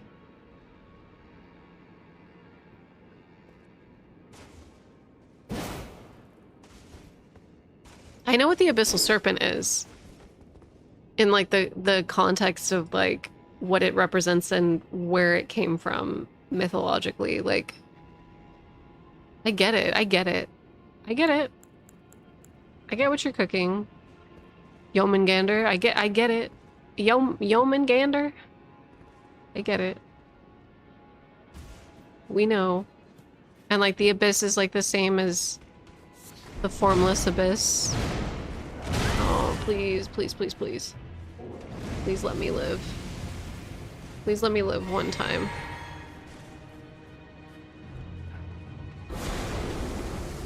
No. Okay, that's fine.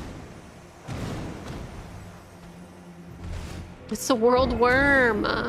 It's the world worm.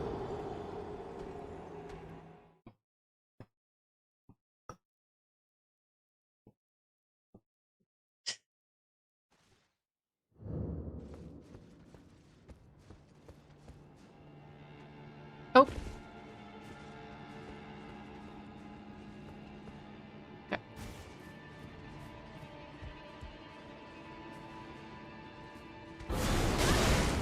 That was fast. That was way too fast for that attack to have come out. Oh, God damn it.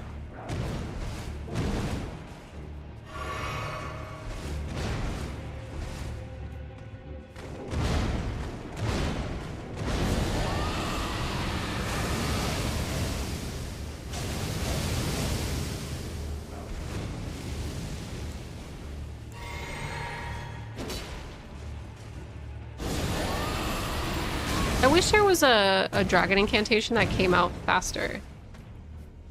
You know?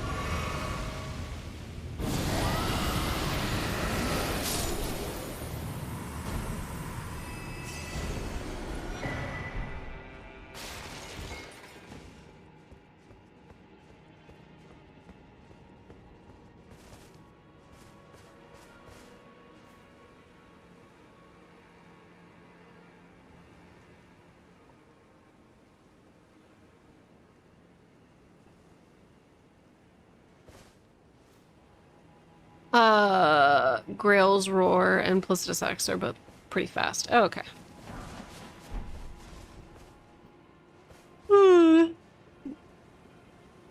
Yeah. This build also is allowed to use Crucible incantations for sure. Don't worry.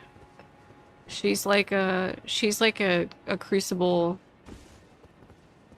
girly, but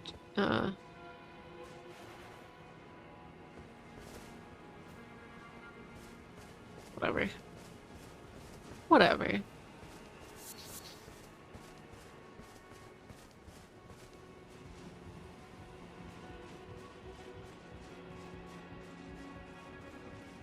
EP status effect is real. It really is. I don't know what's going on. I feel like I've been... So, like, the depression fatigue...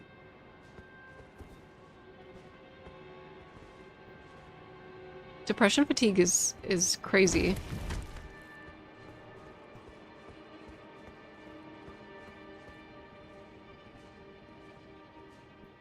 With the DLC, I've come to terms with the fact that there just isn't enough information for me to confidently narrow down the story of Elden Ring.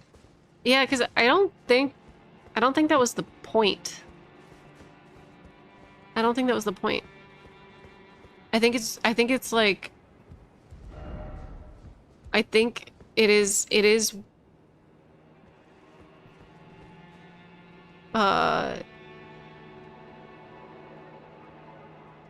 the fear of gods and the ending of their era, and fear of the abyss, fear of mortality, clinging on to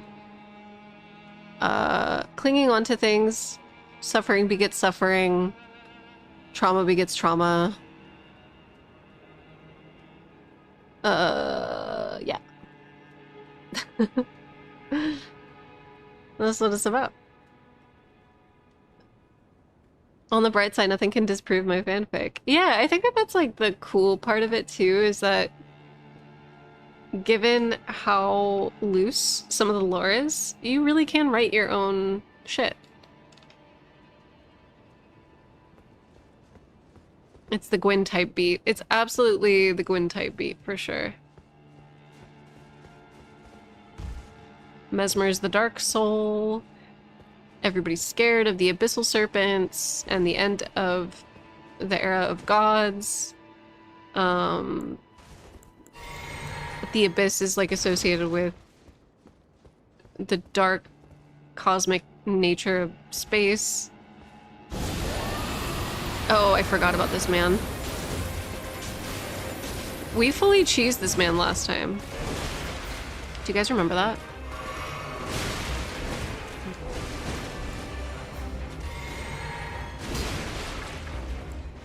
Oh my god.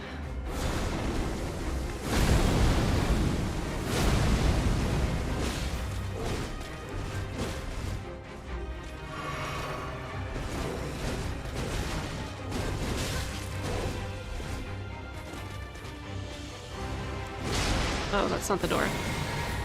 Ooh. I don't know if this is gonna work.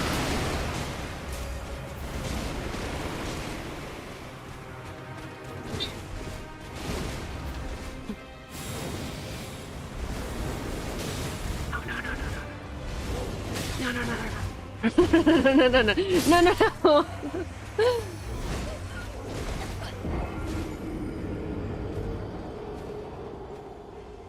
Can I parry that easily? Is that just like, is this spammy?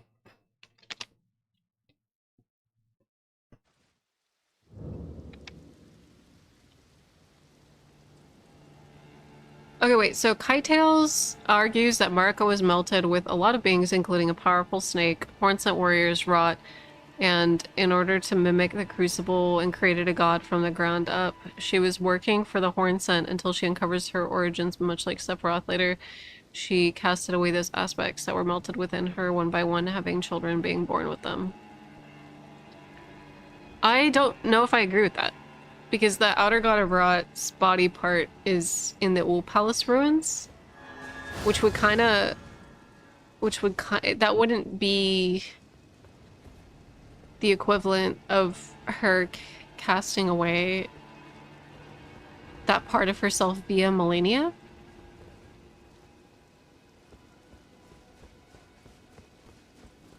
You know?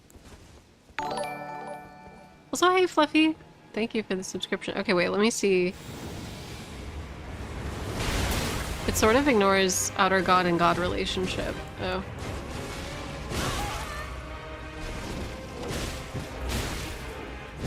Okay, I'm gonna keep trying this. We're gonna keep trying this.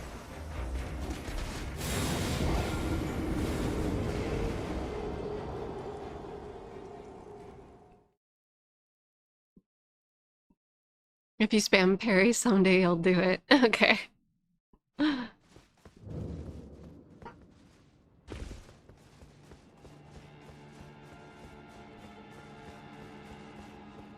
Wait, we're talking about the jails now? What are we talking about? Cuke, what were we talking about? Hold on, wait, what were we talking about? I'm currently, you know that black syrup that Saint Trina is like sleeping in right now? I am thinking into that shit like Atreyu's horse in Neverending Story. I am fully like, I am fully sinking into the black abyss right now while you guys ask me lore questions and I don't know where I am.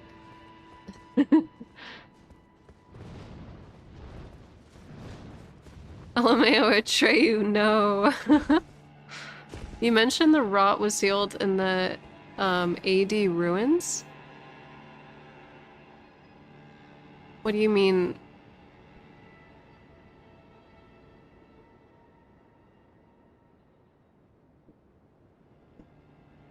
What are the AD ruins? Are you talking about the Old Palace ruins?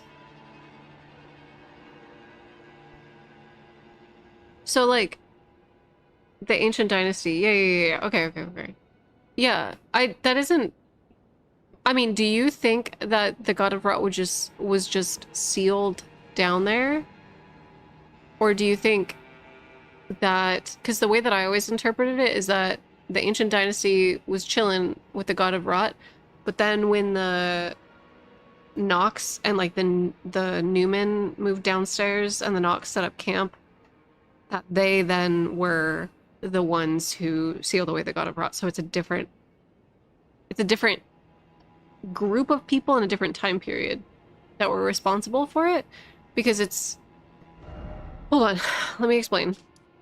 Because it is this dam that's separating the Old Palace ruins from the Grand Cloister, Old Palace ruins, and Lake of Rot from the Ionsel River main is built by the Nox. This dam is not Old Palace coded.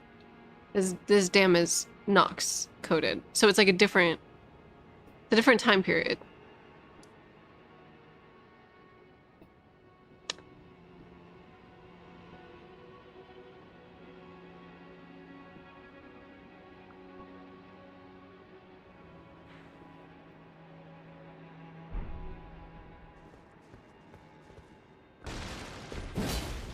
River that seals him would have been there anyways. No, but it prevents two different... So, like a dam... The purpose of a dam is to, like, separate bodies of water from each other. So that way it's no longer... Like, rot no longer can, like, intermingle with the river main. The forbidden tomato soup. Little man is asking me to get the next gen ship manual Yeah. because he has decided that he actually really likes watching next gen. Oh. And now he's asking me like 100 questions about the ship, and I have an actual need for this. I know you're screaming. No, it's okay. It's really cute. Also, it's just a matter of time. I think that he just needed to get older. I think he just needed me to have it done. He has to be forced to watch it. That's what But- I mean. But I also think too, like, he hated Minecraft. Oh my god, he hated this. And he hated Pokemon. He hated He Minecraft. hated Pokemon. He hated Daniel Tiger. Yeah. Now I love Daniel Tiger. Yeah, and he's like now obsessed with all of those things. I'm gonna go before that. Yeah. But yes, so I just put it on the River game. Yeah. Like, because there's no... Yeah. And he was just like, the Enterprise? Oh, how did they get around? Like, how did they do this? How did they do that? I'm like, well, I got a book for you. Yeah. Let me tell you about it. What bothers me is that rot still existed through Romina and Melania, even if it's sealed. I interpreted the sealing of God and Rot as something similar to the Elden Beast or Estelle. Oh my god, okay, wait. Can somebody copy paste that message into the chat? The bits, the cheers, the bits. Thank you so much. Unfortunately, those messages don't appear in the Restream for me, so I can't actually see the messages that are sent. Okay, wait.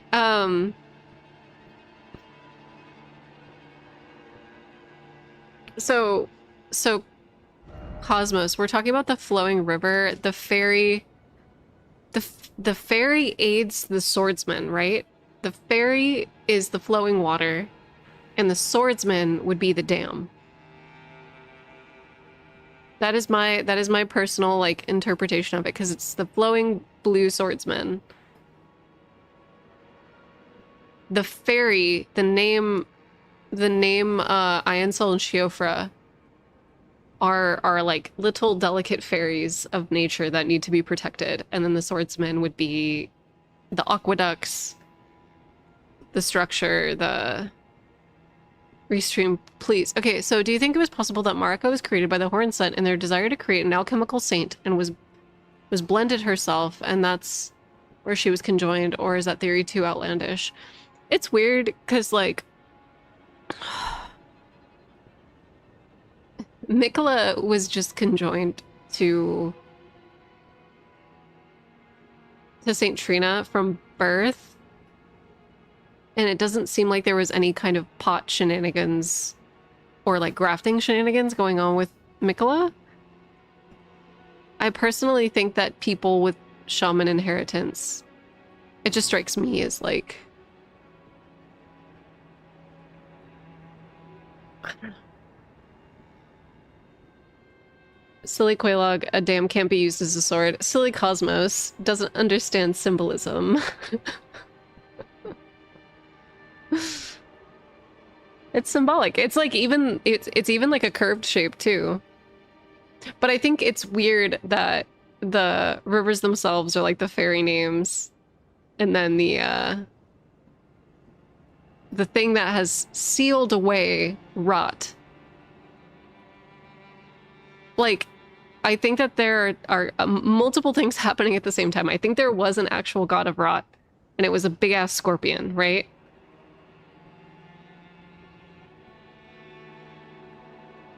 Oh, yeah, and okay, so Whale Boy, a lot of, like, the cultural beats of, like, the blue dancers set, too, and the blue fairy imagery, I think is just a reference to the people of Rana. I definitely think that the blue swordsman is of the same stock as what's her butt from Rana, the red swordswoman, the perfumer lady. But it just kind of seems like there was symbolism. Can't hurt me if I don't believe in it. It's true. Yes, I see the similarity. Tanith, yeah. Tanith definitely is from the same... So there's a couple things that are happening here, right? Tanith and the chick from Rana both have similar facial structures, right? They share like 98% of their face data. There's some slight differences between them, but they're very obviously related. Like they could be twins kind of vibes. So there's Tanith and there's the chick from Rana. They both are associated potentially with the Blue Swordsman who sealed away the God of Rot, and also with potentially snakes and like the land where snakes were from. Maybe. Because if Rykard went somewhere where he got Igle and he picked up Tanith in the same locale, I don't know. Okay, so following the ideal of the seal being the dam, and going back to the creation of Marika theory, Rot can be tied to the man-flies. Rot is definitely like Crucible oriented for sure, though.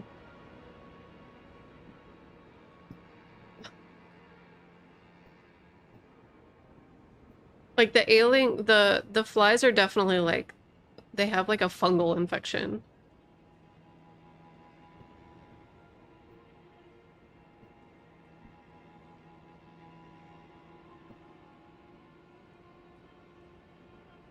The shaman are plant people, as Millicent is an offshoot of Melania, so is Saint Trina and Radagon. Yeah, Icarus, I'm actually with you on that. In terms of like a lot of the symbolism regarding the shaman and all of Marika's children being plant or like tree adjacent, especially flower adjacent. There's a lot of like flowering, a lot of like buds. And I think that that plays a little bit into Ra's storyline with the Church of the Bud being like a key component in Ra and like Bellerot society, and like aspects of the Crucible bloom is also a thing. Oh, this video is gonna suck. This video is gonna suck. I'm making a raw video. I'm making a raw video and it's gonna suck.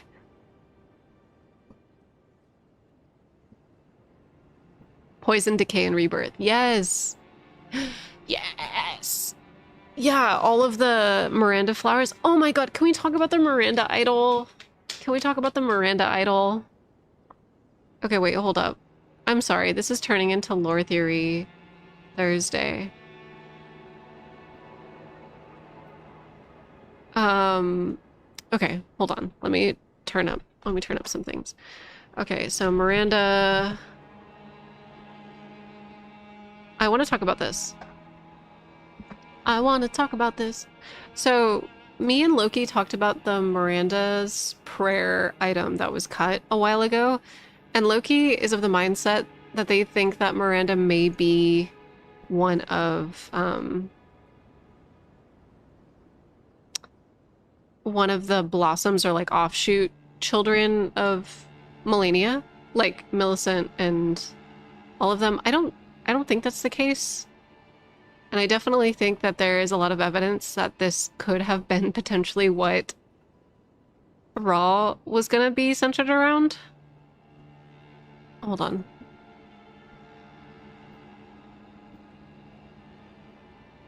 Okay, wait. So, I want to talk about this.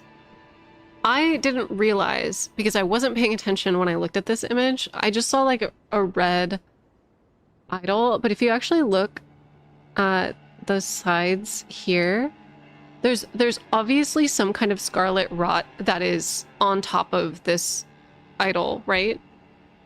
But it was green. It was green. Y'all. It's verdigris. What do you say? How do you say it? How do you say it? Verdigris. And like, I was thinking about Mora's armor because it has the spirals on it as well. And like, you find his talisman up in Raw too. Verdigreen. But I definitely think that we have some bronze. So a lot of the verdigris stuff, by the way, is just bronze. It's oxidized bronze. And I think a lot of the stuff that is related to... Can't Melina use Miranda light? Yes! Cosmos. Yeah, she can. Statue of Liberty lore. But yeah, I definitely think so. We talked about the Indus Valley civilization in Pakistan and a lot of the art that is used by Rao, but then co-opted by Belurat. We found the same. You know the little horn, inverted horn. Do you guys know what I'm talking about? I have to pull it up. It's at the base of the Spira incantation. Do not look at this brain rot. Do not look at this brain rot that's on Microsoft's. Do not look at any of that. Okay, where is it? The Spira incantation. Okay, wait, never mind. You can't see. Oh, you can see it here. Okay. This like horn imagery, this like inverted horn imagery, this is all over Pakistan, ancient Pakistan, like 1-to-1. That little horn, Kamala Harris, which is really cool because there's some other references to the Indus Valley stuff too, which is also Bronze Age. So we're getting Egypt, we're getting Asia Minor, we're getting so much shit. We're getting so much shit from a bunch of other cultures, which is really exciting. But I do think that a lot of it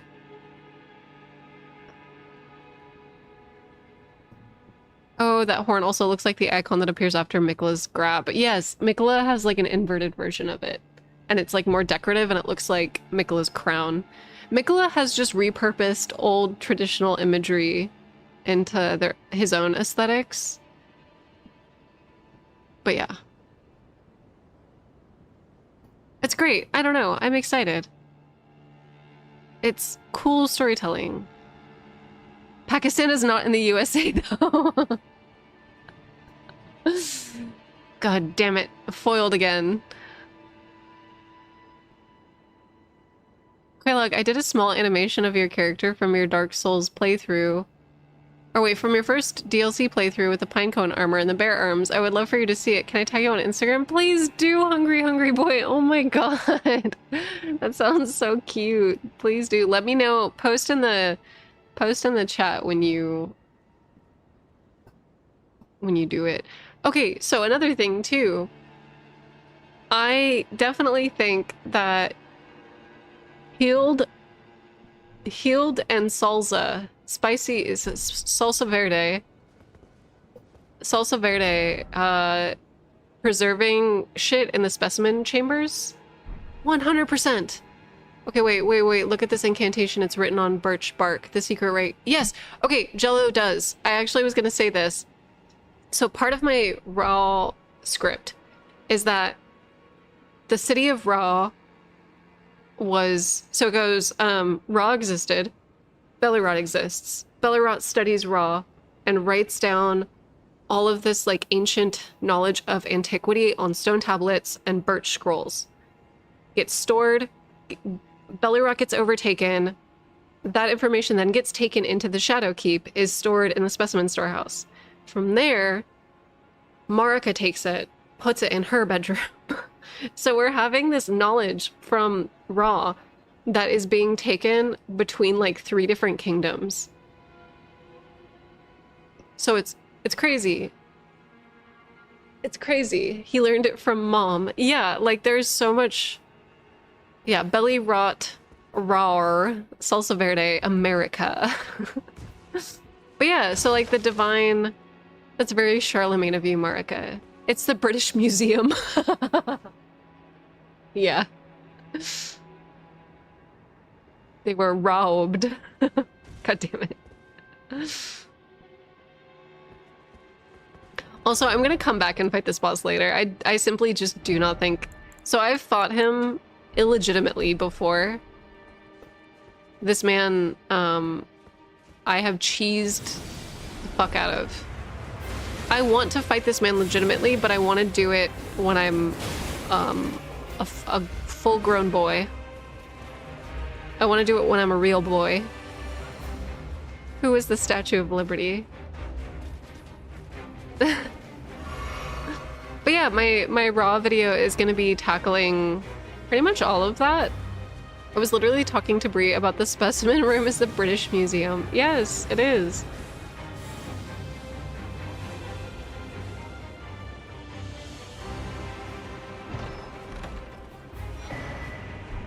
Okay.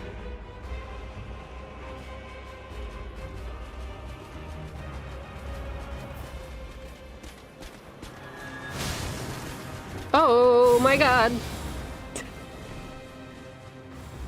I did like 2 hit points of damage. I loved when you cheesed that fight though. It was really good when I cheesed it, but not today. This is the spicy man room.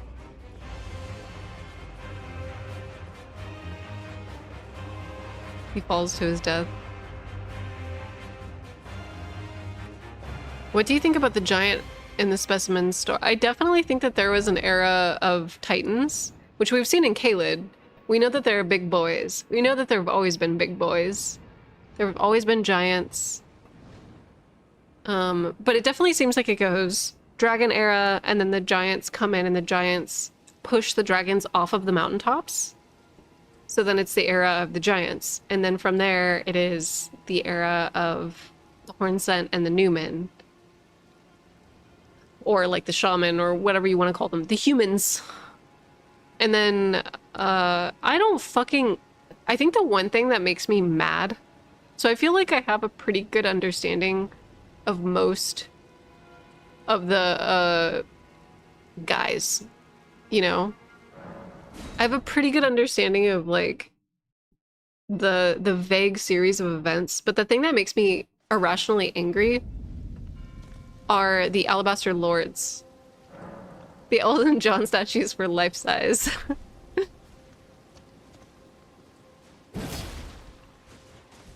I 100% think the old gods referenced in the ancient meteoric or greatsword are those titan skeletons. I agree with you, 12 meerkats. I fully agree with you because they're that size. They're big enough to be able to use the ancient meteoric sword as a bow or as an arrow. Why do I say that? Why do I say a bow? I say that when I play Minecraft with my stepson, with my child. What do you think? Bayle is an omen dragon? Like maybe interacted with the Crucible? I don't know what Bayle's... To be honest, Bayle is kind of a blind spot for me right now. I just know that like Placidus Axe and him fought and that he has Placidus Axe's heads embedded in his back still, but oh my god, wait, hold on. I want to go... Can we take a field trip really quick? I want to take a field trip because the boss room, Bayle's boss room is weird. Bayle's boss room is super weird, right? They were married and had a falling out. That's very Tower of Latria of them, to be honest. It's very messy. Okay, wait, hold on. I'm gonna check Twitter, right? Because that was where I was going to be tagged. But I think also too... Hungry. I'm being spammed right now by my notifications. What is your Twitter? Or did you say Instagram? Did you say Instagram? You're getting tagged on Instagram. Okay.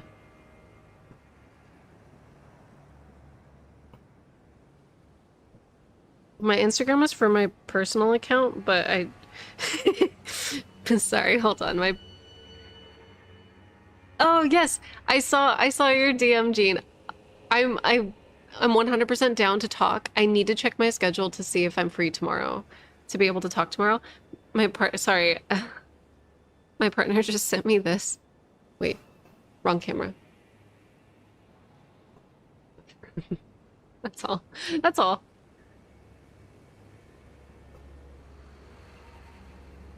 What's with the light of the meteor sword?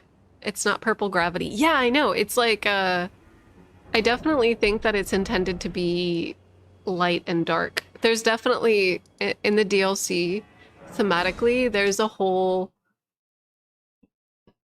Like, the Alabaster Lords and the space shit is typically purple for gravity, but in this section of the game, we're getting into more of a relationship with dark and light. But, like, can you guys see this?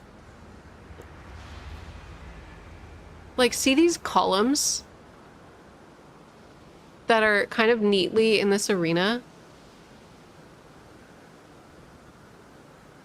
And then there's also like this here, like a weird tower. I think Fair Missoula was like, these are windows, like these are structures.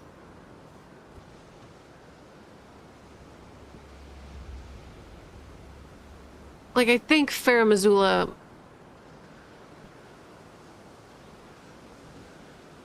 maybe, right?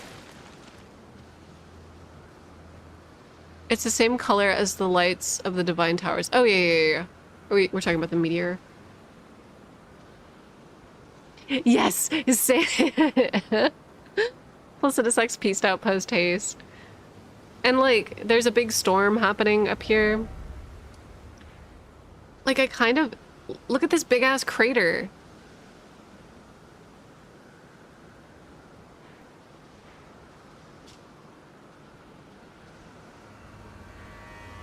Like, did Placidus X just, like...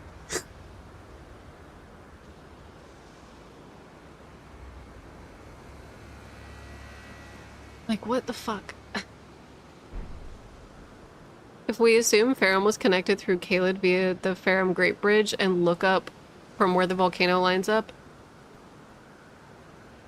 Okay. So here's the thing. So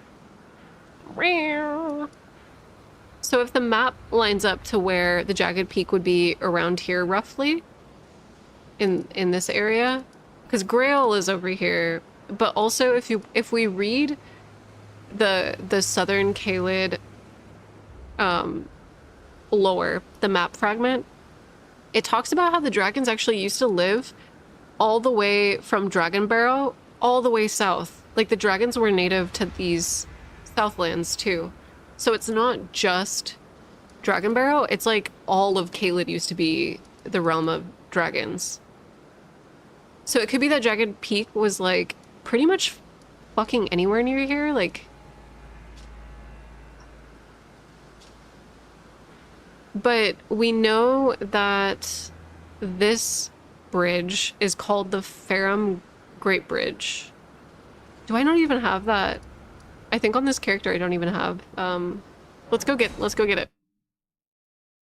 Hey, I don't know if I ended up tagging you correctly, but yeah, okay, let me see.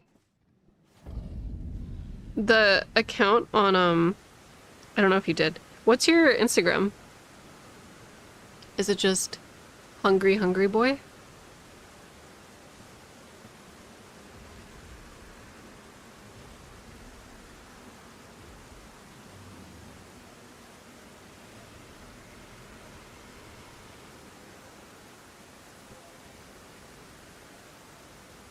Okay. Hold on one sec.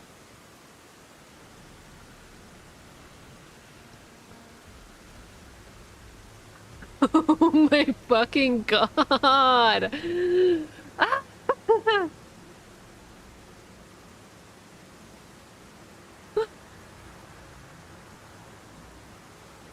Holy shit.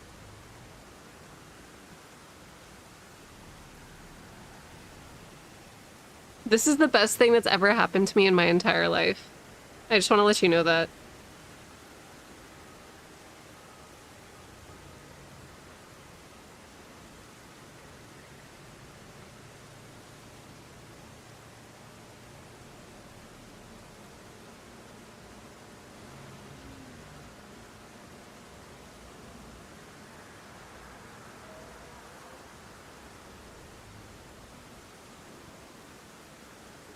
Hold on.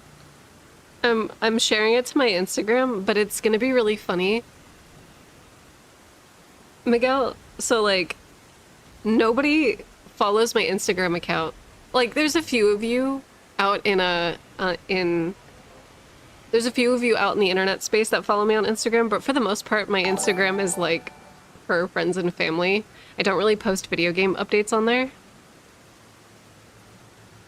I'm pretty bad at my social media presence.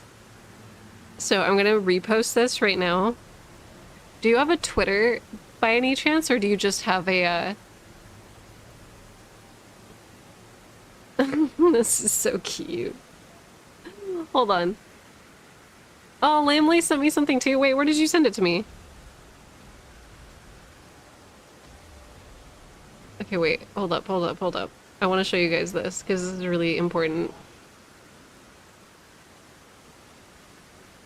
Ah, no, I only have Instagram. Oh, okay. Alright, hold on. Okay, it has no sound.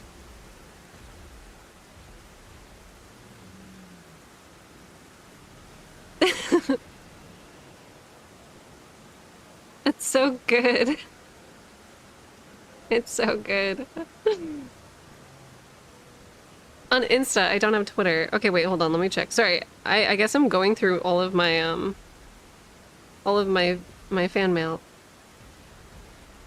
Oh, you're Lamlace on Twitch. I'm watching you right now. You inspired me to make a Katamari mug. Oh my god! Sorry. So, oh wait, I'm gonna follow you, Lam. I have my Instagram messages set to private to where, like, it won't show me messages from people who I don't typically follow. But I'm following you. I'm following you. These are so good. These are so good. What the fuck? Hold on. Your Berserk ceramics go really hard, by the way. I'm gonna show these off too. Hold on. Sorry, we're having like an appreciation. I can't talk.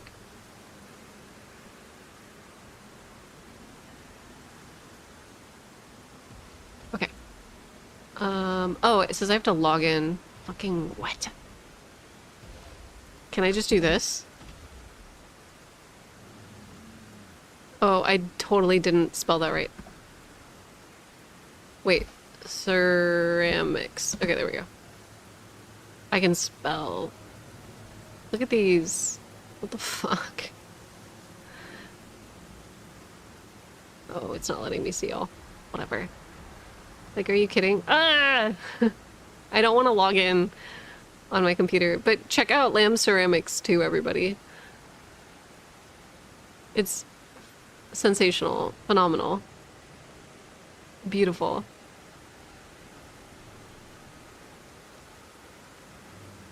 Insane. Follow it right now. Yes, if any of you guys ever send me fan art and I don't see it, hit me up somewhere. Tag me if you post it on Twitter and tag me in it, I will see it.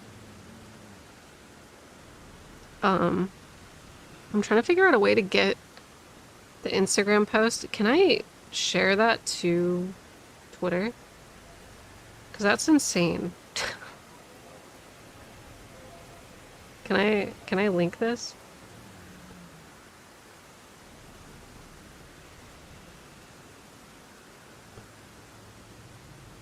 I probably have to re-download Twitter on my phone. This is insane. Absolutely insane. Thank you so much. Thank you so much.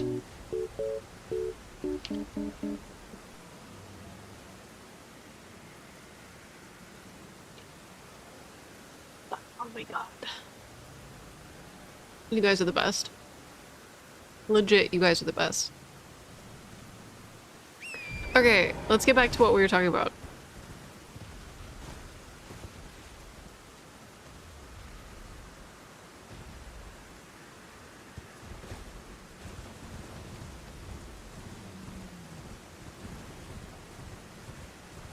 So I think...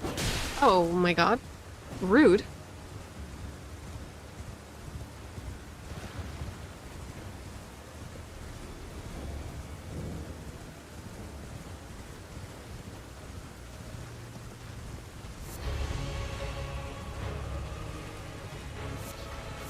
I'm okay.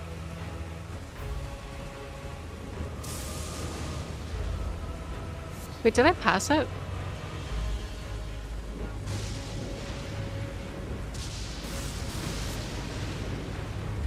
Oh no, it's right here.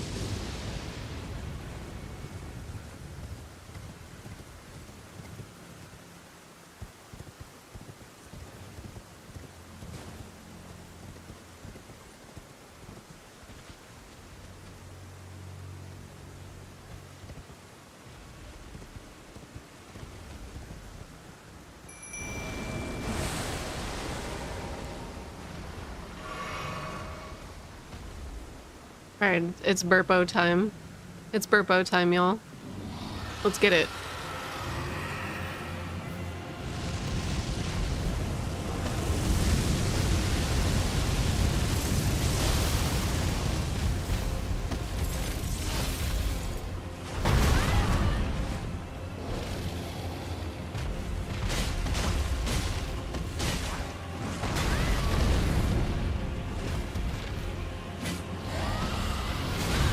Oh, that somehow got me.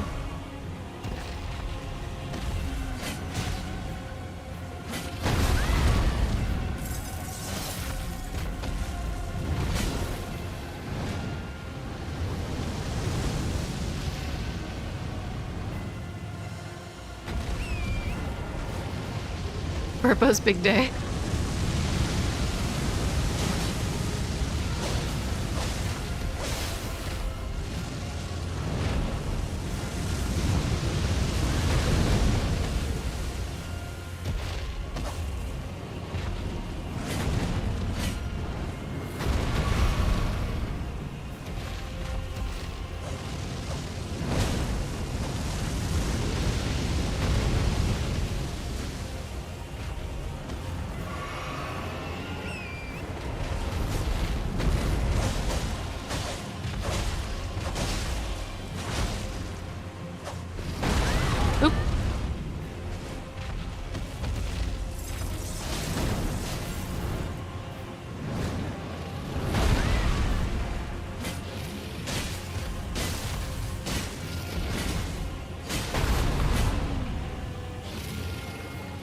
This is my EP build. Okay. Quite like, do you make any art yourself? I do. I do make art. Here. I make art.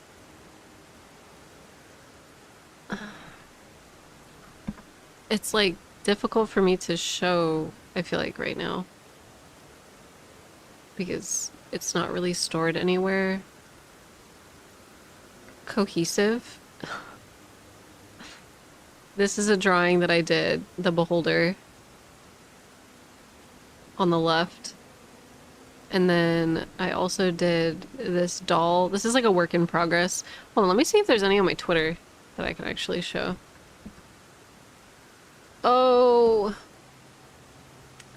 Oh, hold on. There might be. I just don't keep my art consolidated in anywhere that's like easy to snag, which is really stupid of me to. This is the doll from Bloodborne that I'm working on, but I need like a break. I need a break. And then I don't know how easy it is gonna be for me to find my beholder. Probably not easy at all, because it's been like almost a year since I've worked on that. Yeah. I don't think.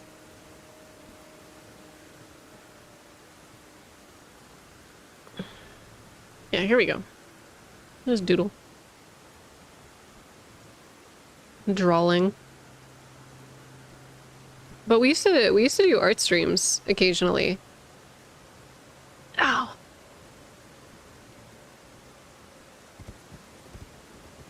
Was that Jesse and James in swimsuits? Yeah, in the original Pokemon, they had swimsuits and they gave James bazongas.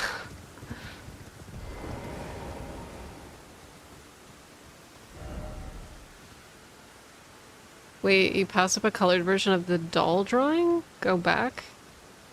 I don't have a colored version of the doll drawing. It may have been somebody else's doll drawing.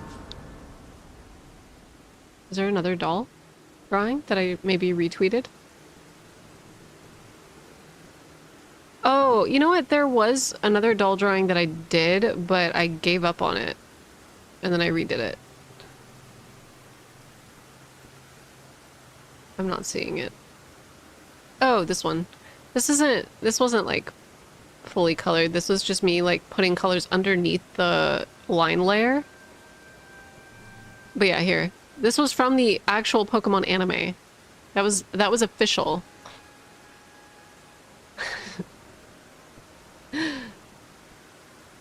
Okay, wait, hold on, sorry. This one. But yeah, that was kind of just me trying to figure out like what kind of brushes I wanted to use and what colors I wanted. This one has like a more chalky textured brush underneath. And I actually think I want to revisit. So I kind of slimmed down the cloak to try to get like her actual silhouette visible to my eye because it's all black. But I think I need to make it, I need to bunch it out more. I need to make the fabric more flowy and big around her shoulders. Like this needs to come down. She needs broader shoulders. She needs broader shoulders is what I'm trying to say. And this needs to maybe come in a little bit. I don't even know if you guys can see my cursor as I'm like looking at this, but yeah. Ta-da! Those honkers, canon, yeah. Are your drawings done digitally or in regular pencil? So they're digital. And like, it has taken me a really long time to get used to drawing on a tablet. And it was really disorienting for me at first because it felt slippery. Like when you're drawing with traditional media, like I love charcoal and graphite, there's a lot of resistance that the paper has when you are kind of like drawing. Whereas like when you're putting a piece of plastic against a piece of glass, you just go whoosh, and it fucked up my whole life trying to get used to drawing on a tablet. I spent I spent however much money my iPad cost, a lot of money. I spent a lot of money, and I sat down with it and I slided all over the place, and I was like, oh no, I'm not good at this and I don't enjoy this at all. But I found out the hack, for me at least, is I found a screen protector that creates the texture of paper. So it's like a matte screen protector that has like bumps in it, and it causes resistance for when you're moving your pen on it.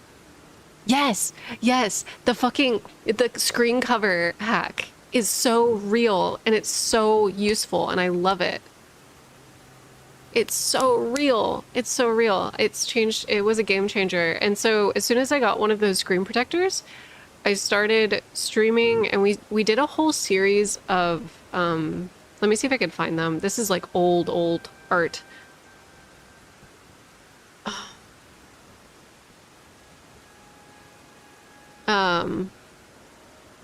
This is old art. Let me see if I can... Ancient lore. But I used to do Demon Souls drawings in the style of Dragon Quest because I was trying to get used to my tablet. And so I went through this whole period where I was just drawing things like in Akira Toriyama style, just for funsies, with like low commitment. You know, it was like low commitment, low... Oh, there we go.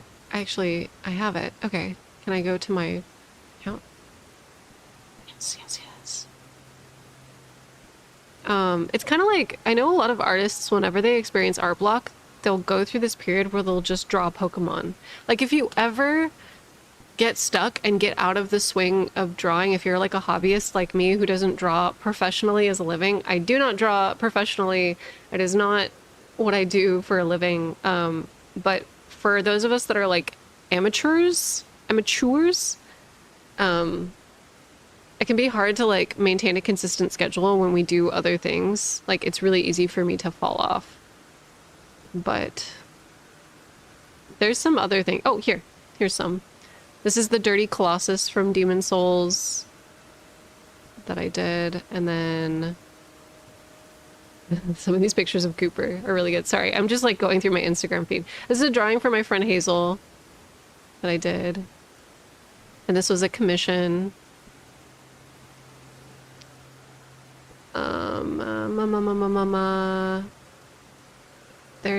Okay, so here's some Pokemon I did when I had art block.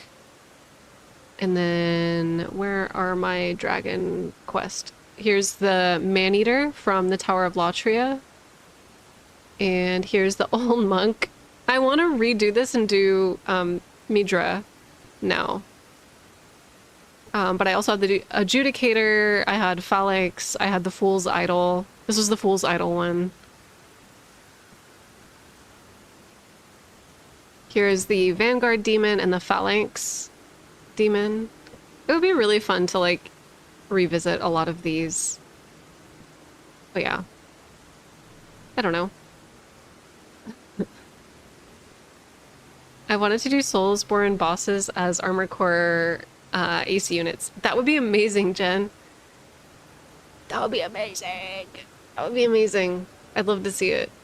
Now that I feel so like the Dragon Quest project that I did got me used to my tablet, and now that I feel like I'm actually like, I feel like I'm as good as I am on tablet as I am with traditional media now. I feel like my skill levels have kind of caught up. It's taken a while, but that like little exercise that I did with Pokemon and Dragon Quest have kind of like got me up to speed. And I would love to do bigger pieces and also just get back in the habit of revisiting some of the stuff that I originally did. But yeah, it would be really fun to do. Did you ever finish the Catacomb Watchdog drawing? I did, but I didn't like how it turned out. I didn't like how it turned out. I tried to make it really cartoony, but I think I rendered it in a way that I wasn't a fan of. I'm actually gonna... Hold on, wait, let me look at this painting. Is it the painting of Midra that has... Sorry, I keep putting Andy's, oh wait, yeah. Okay. Yeah, it's the one that has like the weird fabric textures. Yes, this painting goes really hard. I love this painting. It's so good. It's so good. I didn't draw this. This is Oreki Genya. So let me show you their at. This is their at. This is their profile. Come look at their work. They've done some amazing stuff. Yeah, this is the kind of shit that like I could not do. There's just something about the rendering on really detailed pieces. So like with armor that has like really fine lines, you're supposed to do kind of like vague. You're not supposed to do exactly one-to-one what the lines are. You're supposed to kind of just do vague impressions on what is here. But I don't have a knack for it. It's really difficult for me. And seeing the way that other people see, like if you kind of look at the fraying on the fabric right here on the shoulder, and even the collar isn't like a clean and precise line. It's just like the impression of a line. It's not real. It seems so detailed and intricate when you look at it from far away, like the thumbnails. I can't get myself to do that, and I need to practice. I need to get better at that because I just like can't. I still haven't cracked digital painting. There's something about it where like when people have cracked it, you can really tell it's fucked. There's times where digital painting can look really flat though. Yeah, like digitally it's weird. Like some people are able to make it sing, and then some people just, it looks like it's hard.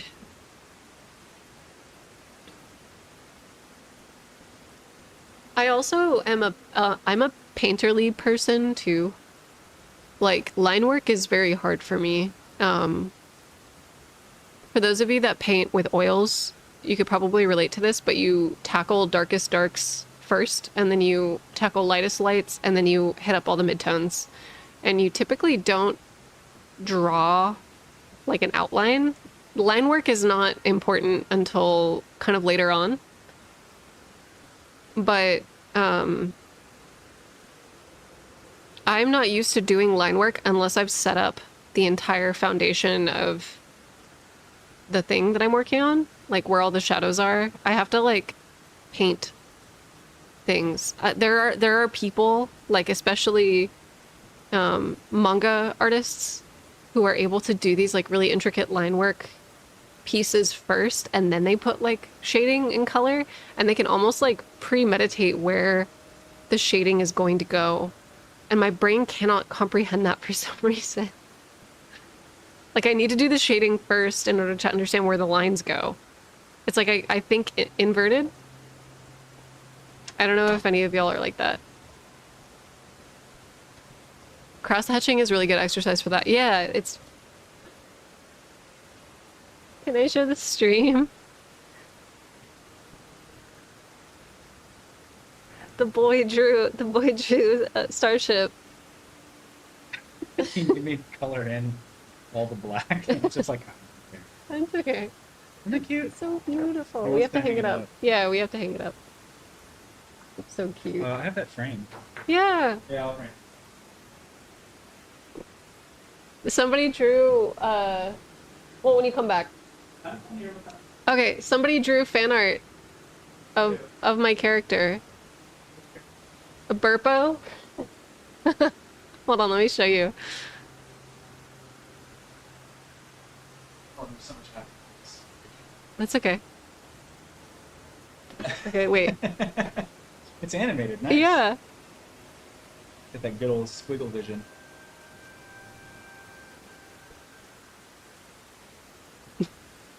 When you were running. Yeah. It's very good. The silhouette Jeff is very good.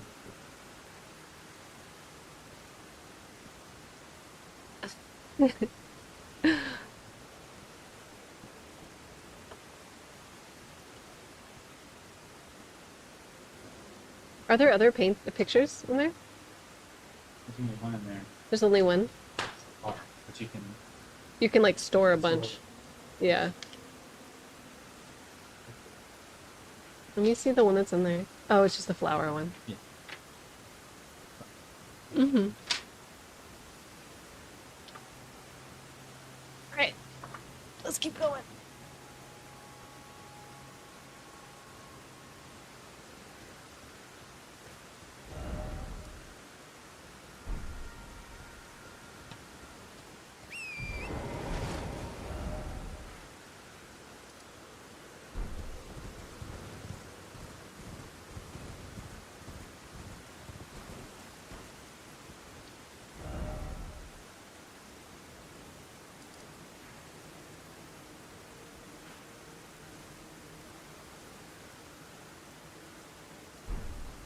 Boy, if there's one thing I hate, it's sticky rings.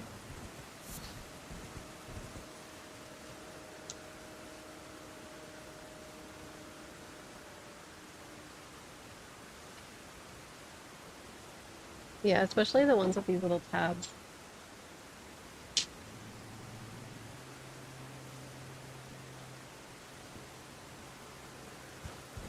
Did you see the Promised Consort patches mod? No? Can someone link me to that?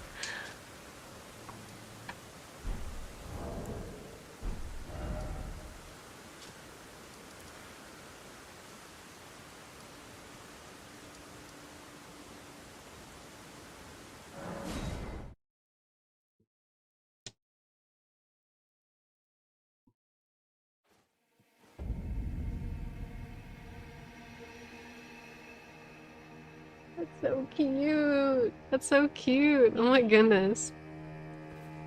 It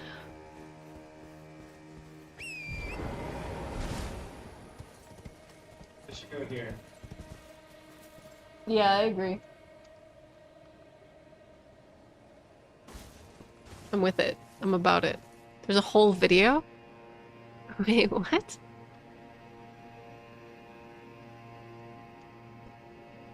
Oh wait, hold on.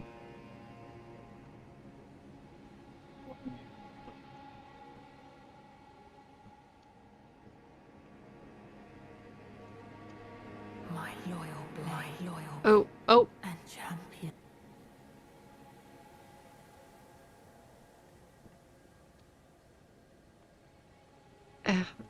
I cannot believe Mikola is a Swiftie. I know, that animation was so good.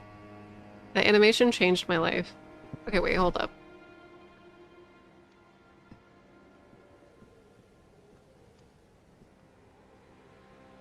My loyal blade and champion of the festival. Both your deeds will ever be praised in song. Is that too loud? Now, the vow will be honored, and my lord brother's soul will return, so that he may be my consort. He has 2 moonlight swords? Oh my god.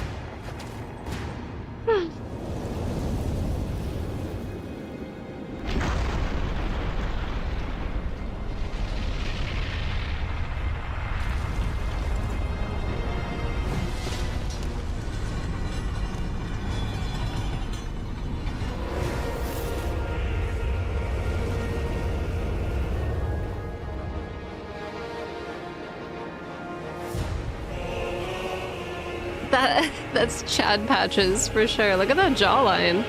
Oh my god.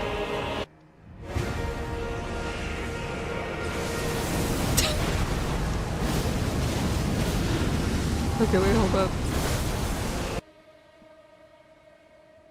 Giga Patch.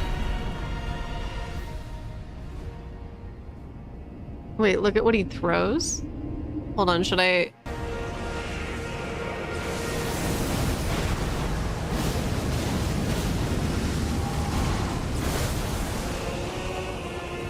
Oh my god, they're basilisks!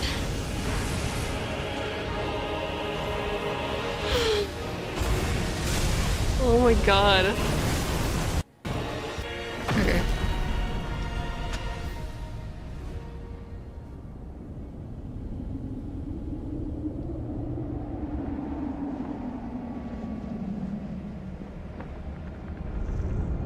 The thing I get hung up on with Mikla's dialogue is whether or not he's addressing us or Radana's champion of the festival. There's a couple things happening there that I think are happening there.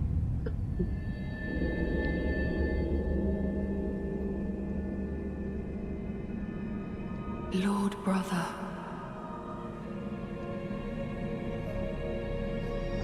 At long last you are returned.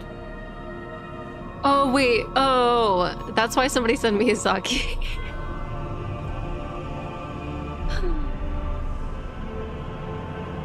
Tarnished one.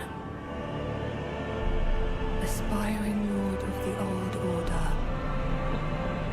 If you have known sin, if you grieve for this world,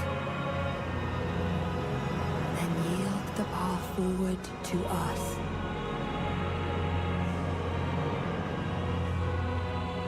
To I, Nicola, and my promised consort, Radan.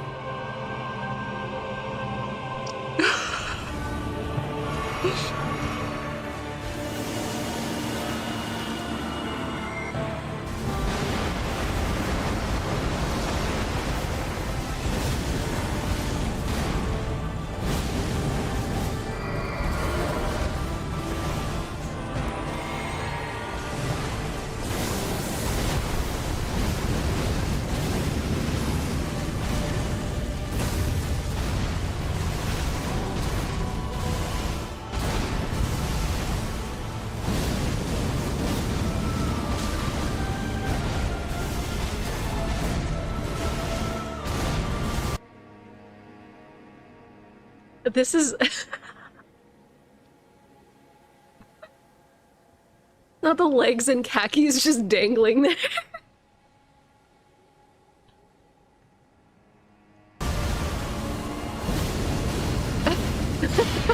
It's the way they're both like it's the way they're both symmetrical and like his knees are not bent at all. Oh my lord. Long Miyazaki. Oh jeez. That's really good. That's fantastic. I'm glad I could show you this because it's so fun.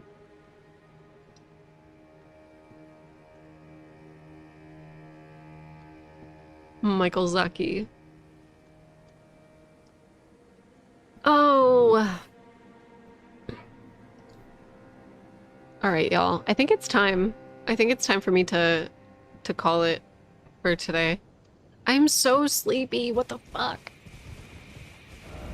Today's been a rough stream. I'm so sorry to everybody who sat through this, but thank you for hanging out and being cozy with me. I think it would have been better if I were laying down.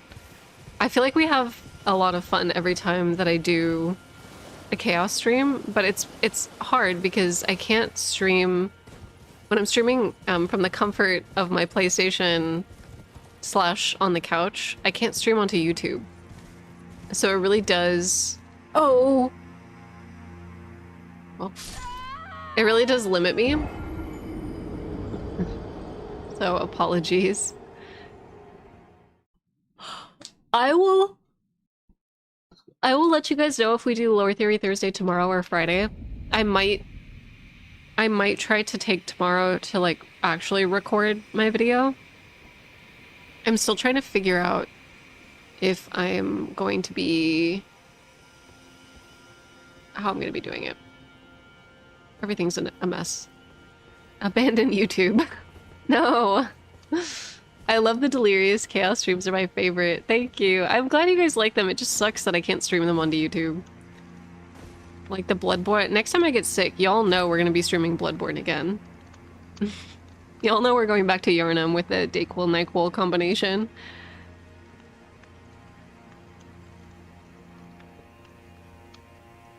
Oh, I love how you can see the Divine Gate from here. It's such a cool little detail.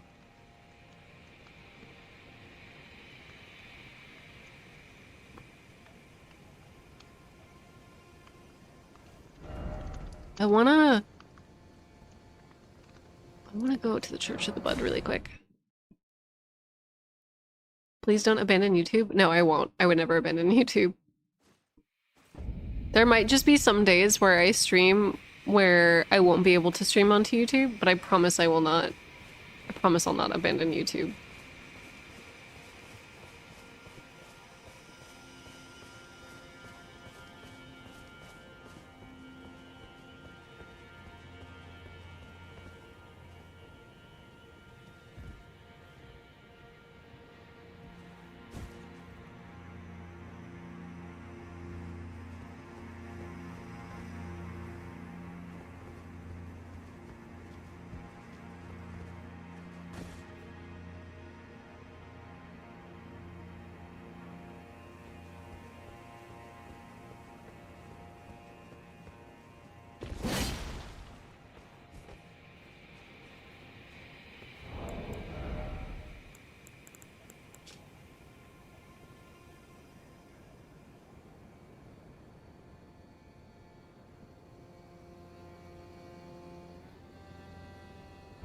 I've been thinking about the Briars a lot. How come you can only stream to Twitch and sometimes and not YouTube? Because if I stream from console doesn't have the option to stream to two platforms at one time, I don't think.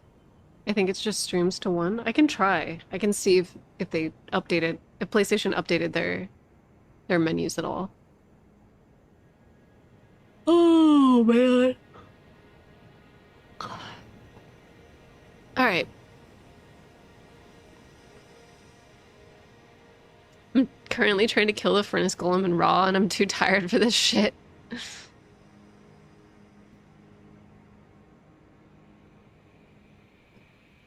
I love the TP here taking you a stone's toss away.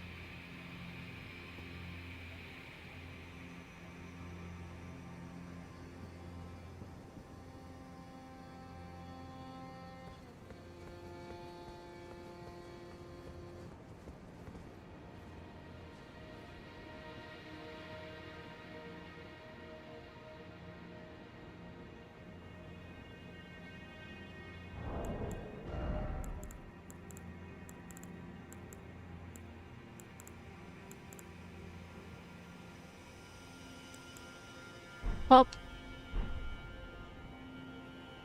St. Trina has got you with the sleepiness. It's true, it's true.